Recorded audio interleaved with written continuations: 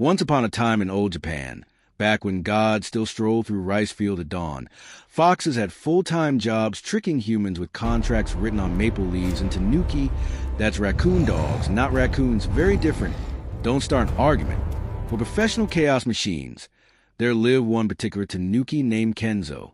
Kenzo was not the smartest tanuki, or the bravest, or the fastest, but he was absolutely the most thirsty. For sake, specifically, he could smell a rice brewed jug from 3 villages away, and he considered stealing one a public service. Why? Because, according to him, mortals brewed too much anyway, and surely one jug, going missing, was good for everyone's liver. Preventive health, he'd mutter, tail swishing like a broom across the dirt, while he rolled stolen jugs into the underbrush. He also had a reputation for being annoyingly charming. When caught, he'd bow so deeply his belly brushed the ground and recite haiku about moderation. People would end up laughing instead of scolding. Children called him Uncle Belly and tried to feed him sweet beans. Priests called him a menace, but secretly told stories about him to liven up sermons. Even the foxes, who prided themselves on subtlety, rolled their eyes at his audacity. And so, one fateful evening, Kenzo snuck into a village festival. Lanterns glowed like captured fireflies. Drums boomed in layered rhythms, echoing between cedar posts. Mortals laughed and sang, their voices braided with the scent of grilled fish and warm noodles. It was a scene of harmony and joy, perfect for ruining with a heist. The path to the altar was lined with offerings, fruits polished like gems, scrolls written in gold ink, and at the very center, a jug of sake big enough to bathe in. Our tanuki tiptoed to the crowd. Well, tip-waddled. He wasn't very subtle. His hips swayed like 2 rice sacks having a secret conversation, spotted the largest sake jug at the altar and thought, mine. His pupils dilated like 2 black moons. He licked his whiskers and muttered, I'm practically saving them from temptation. Here's the problem. That sake wasn't just sake. It was moon sake, blessed under full silver light, offered in honor of Tsukuyumi, the moon god himself. It shimmered faintly, as if holding a piece of night sky inside, which meant stealing was not only a crime, it was basically RSVPing yes to divine punishment. Did Kenzo know this? No. Did he care? Also no. He rolled the jug onto his back, claws scrabbling for purchase, tail acting as counterweight, and waddled away with an expression of pure victory. Each step left tiny crescent paw prints in the dust, like he was already marked by the moon. He burped loudly enough to make the nearest priest drop his prayer beads, which scattered like startled insects across the floor. Above, the moon noticed. High above, Tsukuyumi squinted down from his silver throne carved from a single beam of light. Did that tanuki just... He leaned forward until his hair fell like pale waterfalls over his shoulders. Oh no, he did. His voice trembled between fury and disbelief, echoing across the craters. Destiny sighed in the background, already scribbling furiously in his cosmic ledger with a quill tipped in stardust. Incident number 1, 1 tanuki versus 1 moon god. Outcome, hilarious disaster. The quill squeaked as if laughing to itself, and a comet passing by slowed down to watch. Down below, Kenzo staggered into the bamboo grove, panting. Mine, he repeated to the jug as if affirming a friendship. The jug glowed faintly under the trees, and a thin silver mist rose from its mouth, curling like a curious ghost. Kenzo blinked at it. Fancy, he said and took a swig. The taste was cold and sweet, like biting a star. It fizzed down his throat, leaving a glow in his belly. Better than expected, he admitted. Hiccuping moonlight. At that very moment, a soft breeze moved through the grove, carrying the scent of salt water and night-blooming flowers. The fox appeared first, slipping between shadows like a rumor, lantern dangling from its teeth. It tilted its head at Kenzo. Do you even know what you've done? Public service. Kenzo said, licking his lips. Public doom, the fox corrected, setting down the lantern. Its flame flickered blue, casting long, skeletal shadows across the bamboo. That was no ordinary brew. That was Tsukuyumi's own offering. You basically sent him a wedding invitation to your funeral. Kenzo waved a paw. He won't miss 1 jug. There's plenty left on the moon. The fox's eyes gleamed. You have no idea how gods hold grudges. Far above, Tsukuyomi rose from his throne and crossed the sky in 3 strides, silver robes trailing behind like comet tails. Each step caused the tides to quiver. I will not be mocked, he said softly, but the words cracked stars at the edges. Behind him, a chorus of celestial attendants murmured prayers no mortal ear could hear. Destiny flipped a page and began outlining incident number 2. God descends. Back on Earth, the villagers gasped as a cold wind swept through the festival, snuffing out lanterns one by one. The priests scrambled to relight incense. Children clutched their mothers' sleeves. Even the goat, yes, that goat, paused mid-chew and looked up as if sensing cosmic trouble. Kenzo hiccuped again, a tiny crescent of silver smoke escaping his nostrils. Oops, he said, tail drooping slightly for the first time. The jug pulsed in his paws like a heartbeat. The fox groaned. Do you at least have a plan? Kenzo considered this. Run. Run where? Somewhere with no moon? The fox laughed without humor. Good luck. In the sky, Tsukuyomi's eyes locked on the tiny shape of a tanuki under bamboo. His lips curved into something not quite a smile. So be it, he whispered. Lesson number 1, consequences. And with that, he reached out a hand, silver light spilling between his fingers like liquid punishment. And that, dear listener, is how a slightly drunk raccoon dog accidentally declared war on the moon. Not with banners, not with armies, but with a stolen drink and a hiccup of light that would ripple across legends for generations to come. The morning after a successful heist, Kenzo lounged under a persimmon tree, hugging the now half-empty jug of moon sake like it was his newborn child. The tree's branches were heavy with orange fruit, their skins glistening in the early light like coins just washed. A cicada screeched somewhere above, annoyed at being woken by a tanuki's snoring. Kenzo hiccuped, sighed happily, and declared to no one in particular, I am invincible. His tail thumped against the roots with the self-satisfied rhythm of a drum solo only he could hear. A drop of silver sake dribbled from the jug's mouth and sizzled on the grass like melted moonlight. Cue the thunderous crash from the heavens. Because Tsukuyomi, the moon god, does not appreciate mortals or tanuki stealing his specially blessed brew. High above, in a hall carved from frozen starlight, the moon god rose from his silver throne. His robe trailed across the marble like liquid frost, and the celestial scribes fell silent as the air tightened. He actually drank it, he murmured. The thought curled like cold smoke between his teeth. A flick of his wrist sent an arc of light slicing across the sky. And so, he did what any dignified celestial being would do. He sent a warning. A huge glowing kanji appeared in the sky above the village, shimmering in silver light. It read, Return the sake or else. The letters hung there like enormous sword blades, their edges humming with divine displeasure. Birds fell silent. Even the wind seemed to take a step back. The villagers panicked. Mothers yanked children indoors. Old men dropped their pipes into the dirt. Which fool stole the moon's drink? They cried. Who dares offend Tsukuyomi? Farmers clutched their hoes like spears. Merchants clutched their wallets as if money could bribe a god.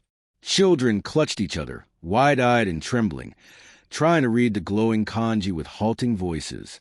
The temple bell rang of its own accord, a deep note rolling out like a warning drum.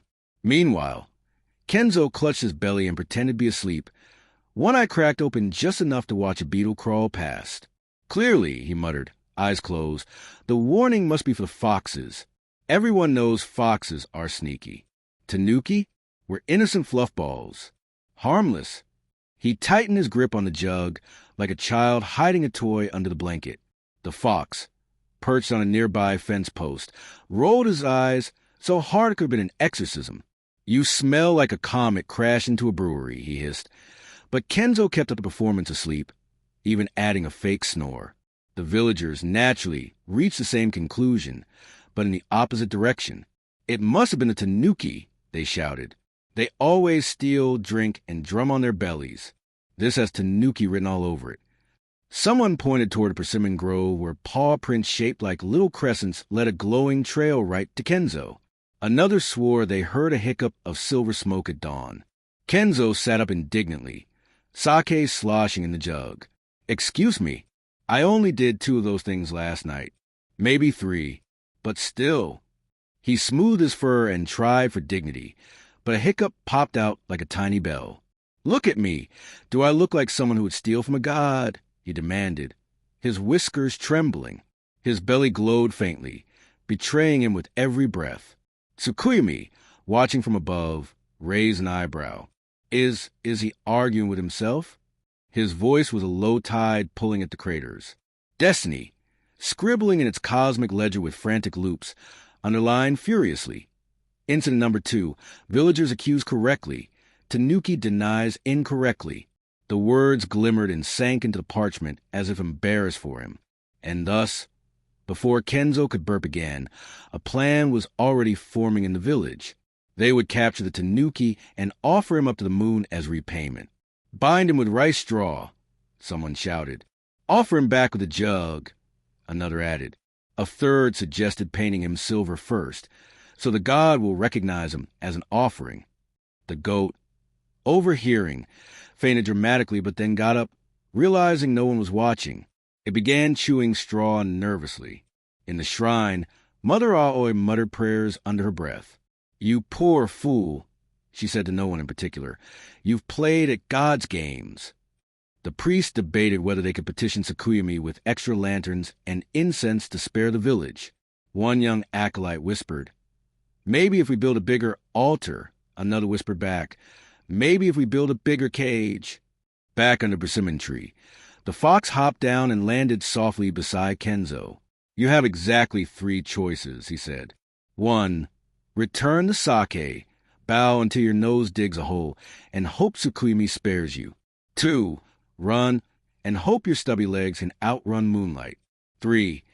Improvise, which you're good at, but which might get us both turned into decorative constellations. Kenzo stared at the jug. The sake inside swirled like a captured night sea, silver bubbles rising lazily. He took another sip and winced. It now tasted like regret mixed with plum blossoms. "Return it," he muttered. "He'll smite me before I finish my apology. Run? There's moonlight everywhere. Improvise," his tail flicked. "Improvise I can do." Above, Tsukuyomi extended his hand, and a silver net of light began weaving itself between clouds, threads snapping into place like a spiderweb made of frost. "Lesson number 2. Consequences," he murmured. Destiny dipped its quill again, smiling invisibly. In the village square, the people gathered ropes and charms. Children peeked from behind their mothers' kimonos, whispering about the Tanuki's belly drum. The goat climbed onto a crate and bleated, "I told you symbols were contagious." No one paid attention. And beneath the persimmon tree, Kenzo's ears twitched as the first strands of moonlight touched the grove. His stomach gurgled, not with hunger, but with the slow, dawning realization that invincible was a very fragile word. He looked at the fox, who was already stepping back into the shadows. "Well," he whispered, "what now?" The fox's lantern flickered. "Now," he said, "we find out how good you really are at chaos." And so, our dear raccoon dog's invincibility was about to meet reality. The kind shaped like villagers with ropes, a god with grudge, and the sky spelling threats in glowing script. The persimmons above him swayed, dropping one fruit that splattered at his feet like an orange omen. Kenzo grinned weakly. "I can work with this," he told himself. But even Destiny, scribbling high above, wasn't sure whether the next entry in the ledger would be miracle or mishap. The village elders convened what they called an emergency council, and what everyone else correctly identified as an excuse to shout in a circle while nibbling pickled plum rice balls. The agenda had only one item: how to catch a Tanuki so thoroughly that even a Tanuki would admit he'd been caught. Ideas flew like sparrows and landed like turnips. They proposed ropes, nets, more ropes, a pit, a bigger pit, and one spectacularly bad plan involving a borrowed tiger that no one knew how to borrow or return. In the end, old Mother Aoi, whose garden produced radishes that could stun a samurai with their honesty, suggested the obvious: bait. "Moon sake," she said, tapping her walking stick. What he stole will lure him back. Thieves love predictable mistakes.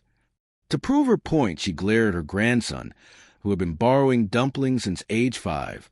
The boy blushed so hard the persimmons on the rafters softened. They had no more of the actual blessed brew, of course. But the shrine keeper, Genji, knew a recipe that faked the smell convincingly enough to confuse raccoon dogs, foxes, and the occasional poetic fisherman. He brewed through the afternoon, stirring with gravity, humming a hymn, muttering that if the moon wanted restitution, he could come down and carry a jug himself. Steam curled sweetly from the cauldron. Somewhere in the bamboo, an audience of small furry criminals took notes. Kenzo, who had been eavesdropping with the moral seriousness of mossy rock, perked up at the scent. He padded closer, belly leading, eyes bright, nose trembling with professional interest. "Aha!" he whispered his reflection in a puddle. "They made more tribute for me." The reflection raised a doubtful eyebrow. "For the moon!" it mouthed silently. Kenzo waved this away. "Details," he whispered back. "I am on a redemption arc. I shall return the jug, after returning it to my belly." The trap itself was elegant for humans. They placed a ceramic jug on a lacquered tray in the shrine courtyard, just where moonlight would kiss it, and ran a rope from the jug's handle up through a hollow wind chime, across a beam, down to a bell tied to the basket. The instant the jug moved, the bell would ring, the basket would drop, and the culprit would find himself under wicker justice. To make sure no fox illusions fooled them, the elders are behind the lantern posts, each holding a ladle as if that counted as law. Night came on clean and silver. The full moon rose early, the better to glare. Lanterns burned low. Cicadas tuned their legs. Destiny sharpened its brush. And Kenzo, disguised as a very humble, profoundly forgettable stone lantern, plopped himself beside the tray like an extra prop that had always been there and therefore raised no questions. He had even painted a fake moth on his forehead for authenticity. It was, for once, a plan. He waited. The elders waited. Genji waited with a broom he called Justice. Above, Tsukumi leaned on the railing of his silver pavilion and watched with the faintly amused horror of a parent attending a school play where all the roles are raccoons. Patience wore thin first on the human side. Old Mother Aoi whispered that perhaps the spirits had mercy after all. The headman, who had never trusted mercy, stuck a finger in his ear to make sure he could still hear bells. The ladle militia quieted their knees. And right at that poised moment, when everyone's attention wandered one step and the moon's glare softened half a notch, Kenzo wobbled the tip of his stone lantern cap, leaned, and let gravity do the rest. The stone toppled in a perfect tragic arc, bumped the tray, and shoved the jug a handspan away from a hook. The rope stayed slack. The bell did not ring. The basket shrugged and continued being a basket. Kenzo froze, rolled his eyes at himself for his own genius, and resumed being igneous. The elders blinked. Nothing. The headman whispered that the Tanuki must be scared of their superior engineering. Genji muttered that gods loved irony. Kenzo, heart beating like a festival drum, let 3 more tiny nudges tip the tray into coincidence. The jug kissed the grass. He created a scandalized "ooh" in his head and answered it with respectful "ah." Then, when everyone finally relaxed into the comfortable certainty that traps work only on paper, he flowed. Stone deferred a shadow to thief and hugged the jug as if it called him by his childhood name. He would have gotten away clean if not for 2 small errors and 1 large god. The first error was that Kenzo, in his joy, thumped his belly twice, producing a celebratory don-don that echoed across the courtyard like boastful thunder in miniature. The second was that he left a perfect paw print on the lacquer, a moon-pale stamp of guilt. The large god was Tsukuyami, who had been watching the entire performance with the pained interest of an artist witnessing a forgery done in his style. The moonlight brightened. The shadows crisped. The air cooled the way rooms do just before somebody important clears their throat. Then the moon stepped down, not figuratively. Tsukuyami descended on a ribbon of silver light, robes like waterfall silk, hair pinned with stars that looked expensive and heavy. His face carried the serene disappointment of a teacher who knows you could do better and is personally offended that you didn't. He landed without a sound in the courtyard between the jug and the tanuki and regarded both as if weighing which would be less trouble to replace. The elders collapsed into bows, so enthusiastic they resembled gardening. Genji gripped his broom and decided it was not justice, merely a stick. Kenzo clutched the jug tighter and tried to do 3 things at once. Look devout, look invisible, and look like someone's lost laundry. None worked. Tsukuyomi pointed at him the way moonlight points at lakes. You. Kenzo attempted a shrine-appropriate greeting. He bowed so low his nose met the dirt and mumbled through ceramic. Honorable radiance. Humble night puddles such as myself know nothing of fermented errors. The god exhaled through his nose, which did not bode well for puddles. Return what you stole, Tsukuyomi said simply, and I will consider your apology. Kenzo's heart leaped. Consider was not the same as accept, but it also wasn't smite. He loosened his grip, eyes widening with a sudden reckless possibility of wisdom. And then the jug tipped, the fake moon sake sloshed, and the smell rose, sweet rice and cool light, and the memory of music. If you have never seen a tanuki try to be good while his nose explains that goodness can wait, it is a complicated ballet. Kenzo tilted toward righteousness, then pirouetted into thirst.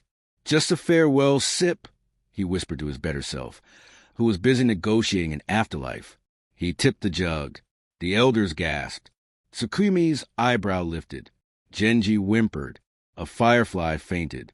Kenzo drank. The world did not explode, which he took as encouragement. It merely changed lenses. The courtyard sharpened. Each blade of grass announced its legal name. The night air sang 3 notes of impossible kindness. Kenzo straightened, eyes shining with revelations that were so profound he would not remember them by morning. He bowed again, noble now by accident. Most radiant. I perceive I have wronged not only you but the natural order, and perhaps also some vegetables. I return this contraband and my regrets. In that order. He offered the jug. Tsukuyomi's mouth twitched, not quite forgiveness, not quite amusement. The precarious smile of a deity who has seen too much and gained patience the hard way.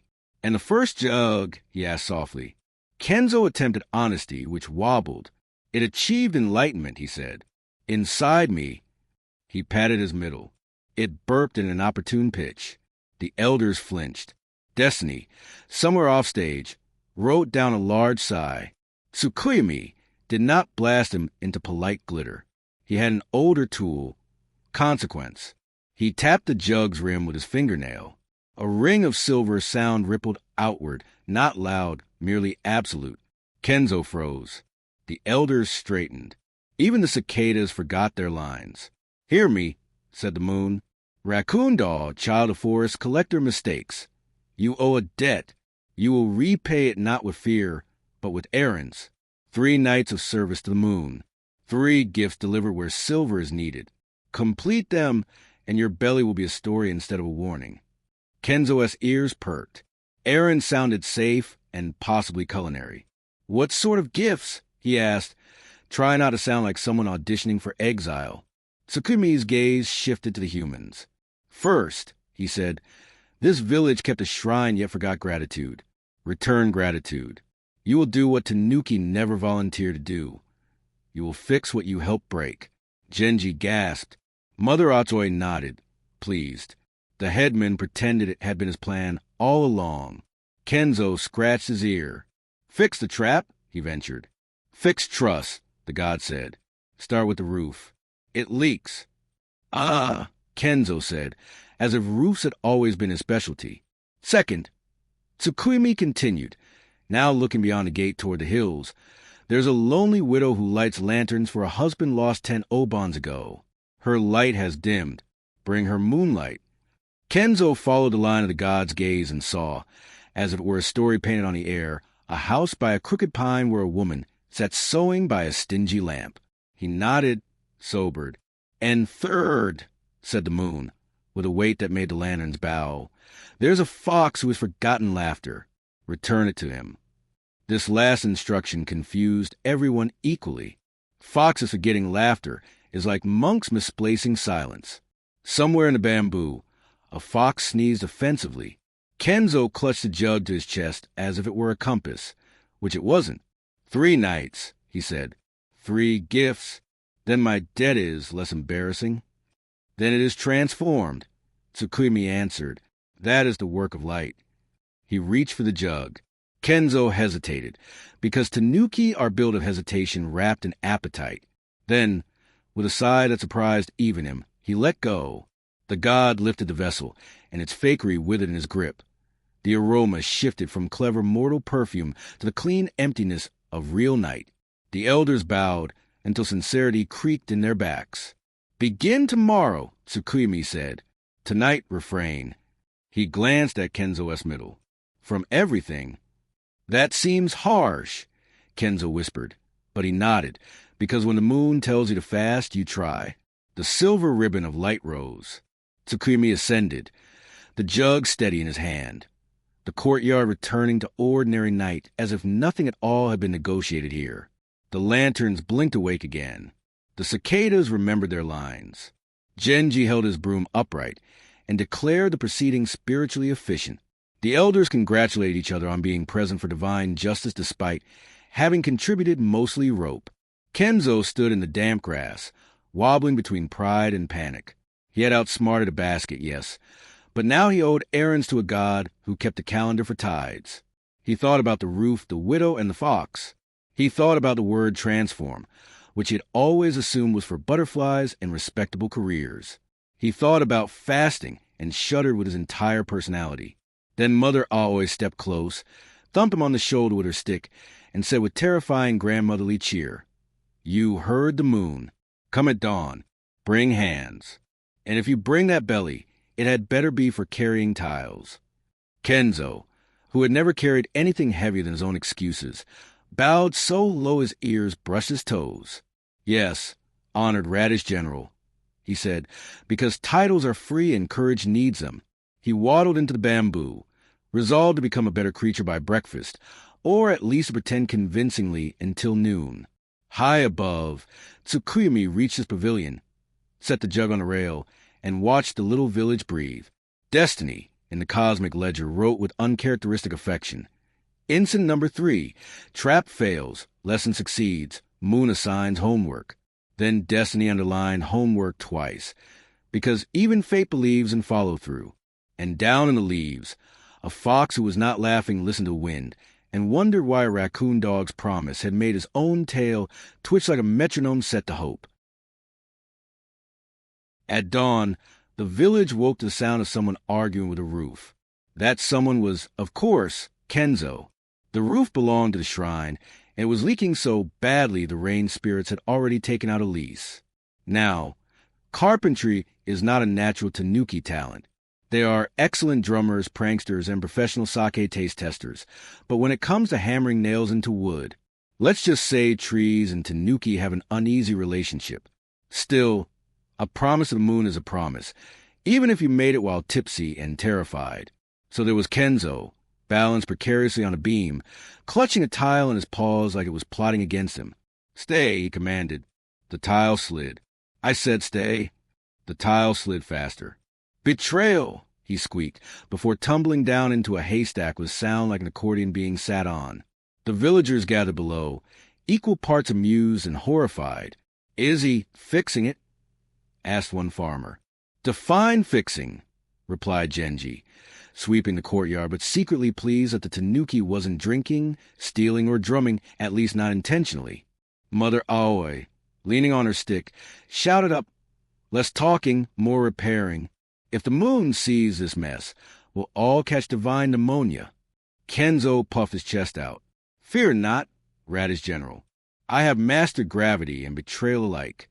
Then he immediately tripped over his own tail and dropped the tile squarely on Arn the blacksmith's foot. Arn howled. The goat fainted. Again. And yet, somehow, progress happened. Tiles found their way into place. Beams groaned and steadied. By noon, the shrine roof no longer resembled a sieve, but something closer to an actual roof. Crooked patch, comedic, but solid. Rain would fall, but for once, it would stay outside where it belonged. The villagers applauded.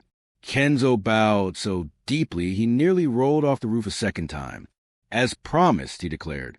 One shrine roof, repaired with sweat, determination, and several near-death experiences. High above, Tsukuyomi watched with arms crossed. Acceptable, he murmured. Destiny. Scribbling in his ledger, wrote, Incident number 4, roof intact, Tanuki surprisingly useful. But Kenzo's errands were only beginning. That night, under the silver light, he waddled toward the crooked pine where the lonely widow lived. Lanterns flickered faintly in her window, struggling against the dark. Inside, she sat sewing by the weak glow of a tiny lamp, her eyes tired, her hands steady only through habit. Kenzo hesitated outside. This was different from fixing tiles. This was delicate. His first instinct was to bang on the door, shout, "Special delivery from the moon," and drop a random shiny rock in her lap. But the ribbon burned faintly on his wrist, reminding him that not all gifts were things. Some were moments. So, for once, Kenzo thought before acting. Yes, really. He snuck around the house, climbed onto the roof. Roofs and he were becoming uncomfortably familiar, and found a little vent where smoke and sadness slipped out. From there, he pulled out the tiniest scrap of moonlight left clinging to his fur, still glowing from his promise. He shaped it, carefully, into a small lantern. It flickered pale and gentle, like the night sky had given her a piece of itself. Then he slipped it down through the vent, letting it fall softly onto her table. The widow gasped when she saw it. She lifted the glowing lantern with trembling hands, and for the first time in years, her smile lit brighter than the flame. "You came back to me," she whispered, not to the Tanuki, but to the memory of the man she'd lost. For one moment, the house glowed with warmth, not sorrow. Kenzo, perched above, felt his chest tighten in a way that had nothing to do with sake or accidents. "Huh," he muttered. So this is what the moon meant. Meanwhile, not far away, the fox who had forgotten laughter sat among the bamboo, ears twitching. He saw the lantern glow, saw the widow smile, and something stirred in him. Not laughter, not yet, but a twitch at the corner of his mouth. Strange, the fox murmured. Perhaps hope is contagious. Destiny, watching all this unfold, scribbled quickly in its ledger. Incident number 5. Widow smiles, fox twitches. Tanuki does something good on purpose. Unprecedented. And so, by accident and by effort, Kenzo had completed his second task. But the third? That one would prove far trickier. Because making a fox laugh is harder than fixing a roof or stealing sake. And this particular fox had forgotten joy for reasons even the moon didn't like to talk about. But that, dear listener, is for another night. The third task sounded simple when Tsukuyomi said it out loud. Return laughter to a fox who forgot it. Simple way, just climb Fuji before lunch, is simple. Kenzo had fixed a leaking roof, with only 4 near-deaths, delivered moonlight to a widow without stealing any growth. And now he faced an opponent far slipperier than tiles or tears. Silence. The fox lived where bamboo argued with wind. Not a flashy palace with lanterns and secret doors, just a clearing that felt recently swept by loneliness. Kenzo waddled and humming a brave tune that fools use to tell their feet they know what they're doing. The tune fooled no one. A fox sat under a crooked pine. Not young, not old, middle-aged in the precise way that says, "I've seen enough to be tired, and not enough to be wise." His fur was the color of dust that refused to end. 1 tail, not 9. 1 was plenty if your regrets were heavy. Kenzo bowed, nearly tipping over. "Good evening, noble sir. I am Kenzo, raccoon dog of vast humility and limited coordination, currently on a divinely mandated errand. I have come to, return something you misplaced." The fox did not look up. "Unless you have brought back time, we are closed." "Laughter," Kenzo said, trying for dignity and landing near delivery boy. "You forgot it. The moon told me so." "Moonlight is nosy," the fox replied. "Come back when your errand is to return taxes." Kenzo sat. He had learned yesterday that not all gifts are things. Some are moments. So he tried a moment. He placed a rice cracker on the ground between them, snapped it in half with ceremony, and pushed a larger piece to the fox. "I also return snacks." The fox glanced at the cracker with the reluctance of a sorrowful king accepting a comedy hat. He sniffed. He ate. He did not smile. Destiny, watching, wrote in its cosmic ledger with ruthless honesty. Incident number 6. Snack accepted, mood unchanged. I don't mean to pry, Kenzo said, absolutely meaning to pry. But why did your laughter leave? Did it get bored? Was there a fee? The fox sighed. It sounded like brittle bamboo. I told a story, he said at last. A true one. Foxes do not tell true stories. We tell useful ones. My clan laughed at me until the sound cracked my name. I laughed too at first, because what is a fox without a laugh? And then it would not come when I called it. Oh, Kenzo said softly, half because it was sad, half because it was such a fox problem that even a tanuki felt called to customer service. What was the story? A hunter missed, the fox said. And because I warned the deer, the smallest warning really just a tail flick. The hunter's child went hungry, so I brought the child a fish. No trick, no lesson, just fish. The clan asked where the trick was. I said there wasn't one. They laughed, and then mine went out like a lamp. Kenzo thought about the widow's lantern, about light caught carefully and lowered without a speech. They laughed at your sincerity, he said. That's illegal. It is for foxes, the fox replied. You wouldn't understand.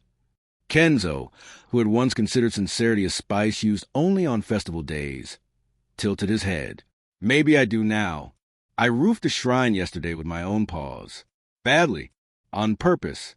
I fell into character development. It hurt. The fox's ear twitched, disqualified as progress. Let me try something, Kenzo said, brightening with the pain of a new idea. Humor therapy. Scientific. He stood, clapped his paws, and launched into a classic tanuki routine, the belly drum of utter triumph. In the village square, this performance killed. Here in the bamboo, it briefly alarmed a moth. Kenzo drummed, sang nonsense, tripped twice in a way that was barely choreographed, and finally collapsed into a bow so dramatic it threatened to become a nap. The fox blinked. You are trying. Trying is stage 1. Kenzo panted. Stage 2 is success. Stage 3 is a snack break. Stage 4 is encores. Stage 5 is a nap. And stage 6 is legacy. Stage 1 is enough for tonight, the fox said, which is what people say when they mean, please stop before I die of second-hand effort. Kenzo flopped beside him, staring up through the leaves. All right, no drums. What makes a fox laugh? Sharpness, the fox murmured. Timing. Vulnerability disguised as wit. Or once, long ago, kindness disguised as mischief. Kindness disguised as mischief, Kenzo repeated, tasting the phrase. I am excellent at mischief disguised as mischief. Perhaps I can reverse engineer. And because the universe adores an entrance, a crow landed on a branch above them wearing a string of bells and a self-satisfied expression. News, it called. Festival tomorrow night. Moon viewing. Comedy contest. Winner gets a wish from the shrine. Entry fee dignity. The fox closed his eyes. No. Kenzo sat bolt upright. Yes. No. The fox repeated. Because contests are for people who still believe in winning. Kenzo, whose relationship with winning had been largely theoretical until this week, frowned thoughtfully. What if the prize is smaller than what you get on the way? Cryptic is my job, the fox said, but his tone had softened by one feather. What are you planning? Nothing, Kenzo said, which Destiny immediately translated in the ledger as incident number 7. Tanuki declares intent to do something substantial. The next day, the village prepared for the Atsukimi moon viewing. Lanterns bloomed along the river like cautious stars. Children practice rabbit dances because someone's grandmother swore the moon is basically a bunny office. Tables appeared bearing dango, chestnuts, and exactly one jug of very mortal sake under very stern supervision. The shrine roof did not leak. Kenzo pretended not to strut. Genji posted the rules for the evening's comic turn. 3 performers, 3 tails each, laughed to measure by a rice bucket. Every laugh, a grain. Highest pile wins the wish. Quantifying joy. The mortal genius for spreadsheets strikes again. Contender 1. Hanako the noodle seller, famous for roasting customers' fashion choices while upselling soba. Contender 2. Jiro the fisherman, renowned for impressions of sea creatures who hate his singing. Contender 3. A tanuki who definitely had not signed anything. Where's my name? Kenzo asked, offended on behalf of his future legend. You didn't enter, Genji said. I enter now, Kenzo declared and wrote Ken's on the board in calligraphy so wobbly it looked haunted. You'll need a partner, Mother Atoy said, leaning on her stick. Comedy loves duets. Kenzo turned toward the bamboo. The fox stood in the shade, almost invisible if you didn't know where to look. Their eyes met. Kenzo made the smallest, foolishest bow. Help me help you, it said, in the grammar of bad plans. The fox's whiskers twitched. No, please, Kenzo mouthed. A long silence. Then, as if remembering that once he had brought a fish with no trick at all, the fox stepped forward. One story, he said. If I don't laugh at the end, we leave. Deal, Kenzo breathed. Destiny underlined. Incident number 8, partnership form shaky. The festival began. Hanako went first and roasted half the town, affectionately, like chestnuts. Laughter spilled like rice. Jiro followed with a squid impression. So emotionally raw a squid in the river filed a complaint. The rice pile grew. Then Genji raised his broom. A hush fell and he called the third act. Kenzo and Guess. They stepped into the lantern light. Kenzo swallowed. The fox's gaze fixed somewhere just past the crowd, as if watching the place laughter used to stand. Kenzo started with safe material. A tale about a tanuki who tried to shapeshift into a rock and became a disappointing potato. Polite chuckles. 2 grains of rice. The fox's ears did not move. Panic tiptoed in. Kenzo dropped into Plan B. Physical comedy. He tripped over nothing, executed a double wobble, tangled himself in the warm festival banner, and emerged wearing it like a kimono designed by chaos. Better laughs. 10 grains. The fox's whiskers relaxed an eighth of an inch. Time for the true story, Kenzo whispered, suddenly certain that mischief wouldn't be enough. Borrow mine if you must. He faced the villagers, stripped the banner off, and spoke without drum or disguise. Once, a tanuki stole Moon's sake because he was thirsty, and because he is an idiot, he began. The moon noticed, as moons do. He was caught. He expected lightning. He received homework. He fixed a roof he did not break and gave lantern light he could have kept. And then the moon asked him to do something impossible, to return laughter he had never owned. The square went quiet. Laughter paused to listen to its origin story. Kenzo's voice lowered. So he found a fox who told a true story and lost his laugh for it. The tanuki tried tricks, drums, falling down, things tanuki do when they're scared. None worked, because you cannot prank a wound closed. The only thing that works is a true story in return. He turned to the fox. I am sorry, he said simply, loud enough for the crowd and soft enough for one heart. Not for stealing the jug, though I am sorry for that too, but for believing mischief is the only magic I have. I have other magic now. Rooftops, lanterns, listening. There was no punchline, only the small, dangerous quiet where sincerity stands without armor. The fox's eyes flickered. In the hush, something that had been clenched for months, years, eased its grip. He tried to test the old laugh, found the place empty, and discovered a new one sitting beside it, shy and real. It started as a breath, tripped into a cough, and surprised itself into a genuine, startled ha. Rice leapt in the bucket like rain. The crowd, unsure but hopeful, followed with warm laughter that wasn't at anyone's expense. The fox blinked, then actually laughed, short, puzzled, alive. It sounded rusty and perfect. Destiny drew a heart in the ledger, then pretended it hadn't. Incident number 9. Laughter returns through truth. The rest was gravy. Kenzo closed with one small act of mischief disguised as kindness. He pulled from his sleeve a paper fish he had folded earlier and handed it to a child who'd been too shy to laugh. The fox added a single silver hair as a tail. The child giggled. Another grain. When Genji tallied the rice, Kenzo did not win. Hanako's roast triumphed by a ladleful. Fashion always kills. But wishes are strange creatures. The shrine keeper bowed to each performer, then to the crowd, and finally to the fox. "A wish granted off the books," he said quietly, placing a clean lantern in the fox's paws. "May your light remember your laugh." Tsukumi's attention, far above, warmed like frost deciding to be dew. Kenzo bowed to the moon and to the fox and to the crowd and to the idea that maybe sincerity, when held gently, becomes a joke that heals. On the walk back to the bamboo, the fox said, "Your routine was uneven." "I fell down a lot," Kenzo agreed. The true story was the only part that mattered. "I suspected," Kenzo said, cheeks warm. They reached the crooked pine. The fox set the lantern down. "Come tomorrow," he said. "We will practice stage 2. Success." Kenzo's grin threatened to become permanent. "And stage 3, snack."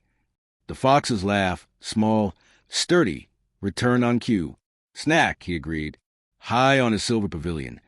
The moon poured a thimble of real sake and did not send it anywhere. Destiny underlined one last note for the night. Homework, 2/3 complete. Transformation, ongoing. For 3 nights, Kenzo had not stolen a single jug, not faked a single illness to skip chores, not even drummed his belly louder than necessary. By Tanuki's standards, this was saintly behavior. He repaired a shrine roof, more or less, returned light to a widow, and coaxed laughter back into a fox who had sworn it gone forever. His ribbon no longer burned but glowed warm, like a stove that remembered kindness.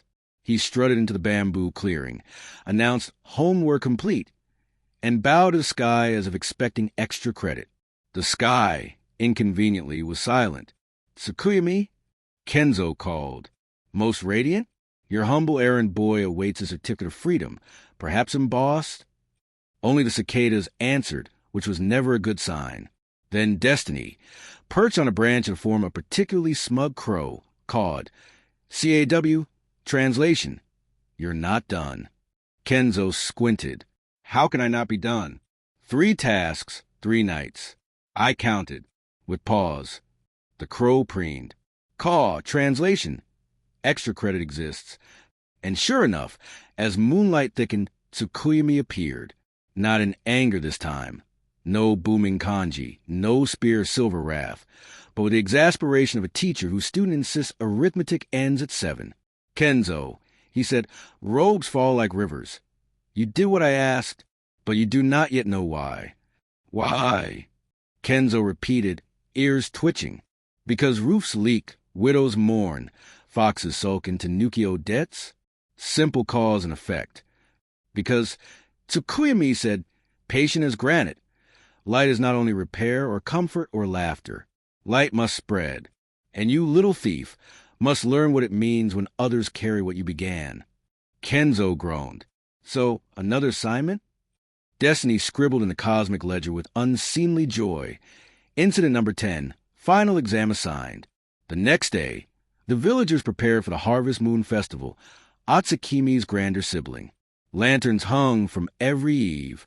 Rice cakes steamed. Children rehearsed the bunny dance again, still unclear on lunar employment contracts. And in the center square, the shrine roof gleamed crooked but proud. Kenzo waddled among them like a local celebrity. Children tugged his tail gently. Merchants handed him dumplings. And even Genji admitted the roof had not leaked once since repairs. The fox padded silently at his side, tail flicking, laughter hiding but ready.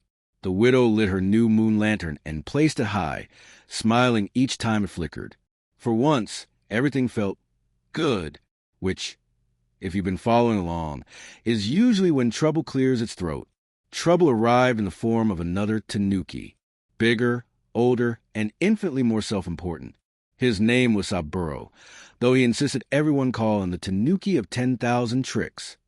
He strode into the square, drummed his belly like a war drum, and shouted, "I smell divinity! And pies! Who dares keep a festival without inviting me?" The villagers groaned. The fox narrowed his eyes. Kenzo panicked, because if anyone could undo 3 nights of sincerity with 1 afternoon of chaos, it was Saburo. He juggled children, swapped shoes for turnips, and nearly married a goat to a scarecrow before Genji whacked him with the broom of justice. The villagers laughed nervously, but it was not the same laughter Brinja had won back. It was the brittle kind that left cracks behind. Kenzo realized too late what Tsukuyomi had meant. Light must spread, or else shadows return. So he stepped forward, shaking, sweating, sober. "Saburo!" he shouted. "Enough! This festival is not yours. It belongs to them." He pointed at the villagers, the fox, the widow, even the goat. "They're light, not your tricks." Saburo blinked, then laughed so hard he rolled onto his back. "You? Preaching? The runt who once stole pickles from a shrine rat? Since when do Tanuki believe in light?" The villagers hesitated. The fox watched closely. The widow whispered, "Since he fixed my lantern." A child shouted, "Since he saved our roof." Another added, "Since he made the fox laugh again." The crowd grew louder. They chanted not Sabura's name, not Tsukuyomi's, but Kenzo's. The chant swelled, awkward and clumsy but fierce, like drums learning sincerity. For the first time in his life, Kenzo did not drum his belly. He bowed deeply, tail brushing dust, and the glow from his ribbon leapt outward, into lanterns, into laughter, into the sky itself. The harvest moon flared brighter, silver spilling over the fields until even Saburo looked small. Tsukuyomi's voice carried softly through the light. "Now you understand." Destiny closed its ledger with a satisfied snap. Incident number 11. Transformation complete. Debt paid. Legend born. Saburo slunk away, muttering that sincerity was a fad. The villagers danced. The fox laughed freely, no longer rusty. The widow sang to her lantern. And Kenzo, exhausted, happy, and only slightly tempted to steal dumplings, whispered to the moon, "My gap century begins now." And the moon, for once, laughed back. By morning, the Harvest Moon Festival was already retold in 3 different versions, none of which agreed on basic facts like who saved the roof, how many foxtails were present, or whether the goat fainted for dramatic effect or out of artistic protest. The air itself seemed thick with stories, like steam rising from the festival pots, carrying scent and speculation in equal measure. Version 1, told by the noodle seller Hanako, insisted that Kenzo single-handedly fought off Saburo, using only rice cakes and inspirational speeches, and that Tsukuyomi himself bowed to the villagers in thanks. Hanako would slam her ladle against the pot for emphasis, sending noodles wriggling like punctuation marks into bowls. Completely unverified, but Hanako never let facts ruin performance. Her noodles were her witnesses. Version 2, spread by fishermen along the river, claimed the fox had orchestrated everything, pulling Kenzo's strings like a puppet while the tanuki flopped around like a clumsy carp. The story grew richer with each retelling. Some added a storm conjured by jealousy spirits, others a secret pact sealed with eel bones. The fox neither confirmed nor denied this, which is as good as an admission in fox law, and the fishermen knew it. Version 3, scribbled by an overeager monk on paper, so thin the ink bled like shadows, painted the entire affair as a divine morality play in which Kenzo represented mortal weakness, Saburo temptation, and the roof eternal salvation. In his version, the goat symbolized steadfast virtue, which the goat loudly disputed when shown the manuscript. This version was popular in temples, but unpopular with goats, who were still salty about the scarecrow incident and had begun forming a committee to address misrepresentation in folklore. And Kenzo? He waddled through the chaos with a smugness so radiant it needed its own parasol. Children tugged his ears asking for stories, and he told them the least accurate ones on purpose. Merchants slipped him dumplings under their counters. Even Genji muttered, "Not useless," which was basically a poem coming from him. The whole square buzzed with the dizzying warmth of a tale still alive and unpinned, like a kite refusing to land. "Careful," the fox warned, padding alongside with his lantern swinging, its flame reflecting in his sly eyes. Legends grow faster than truth, and they eat their creators when they're hungry. Excellent. Kenzo beamed, chest puffed, tail curling like a banner. Let them eat me, I will be delicious. Destiny, sitting in a pine tree above them, underlined with a quill, Incident number 12. Subject showing dangerous levels of confidence. The ink smelled faintly of pine resin and inevitability. But there was one thing even legends can't control: arguments. The villagers squabbled over who should carve Kenzo's likeness into wood for the shrine. The farmers wanted him holding a rake, for obvious reasons of agricultural propaganda. The fishermen insisted on a fish, perhaps a carp, perhaps a catfish, depending on which family line was telling it. Hanako argued for noodles, twirling one dramatically as she made her case. Someone else suggested a jug of sake, which nearly restarted the moon feud from 2 generations ago when offerings had been misallocated. The debate reached such fever pitch that Mother Aoi, the oldest midwife in 3 valleys and possessor of a voice like a temple bell, smacked her stick against the shrine steps. Enough! The tanuki is not a rake, a fish, or a jug. He is a mess who somehow fixed things. Carve that.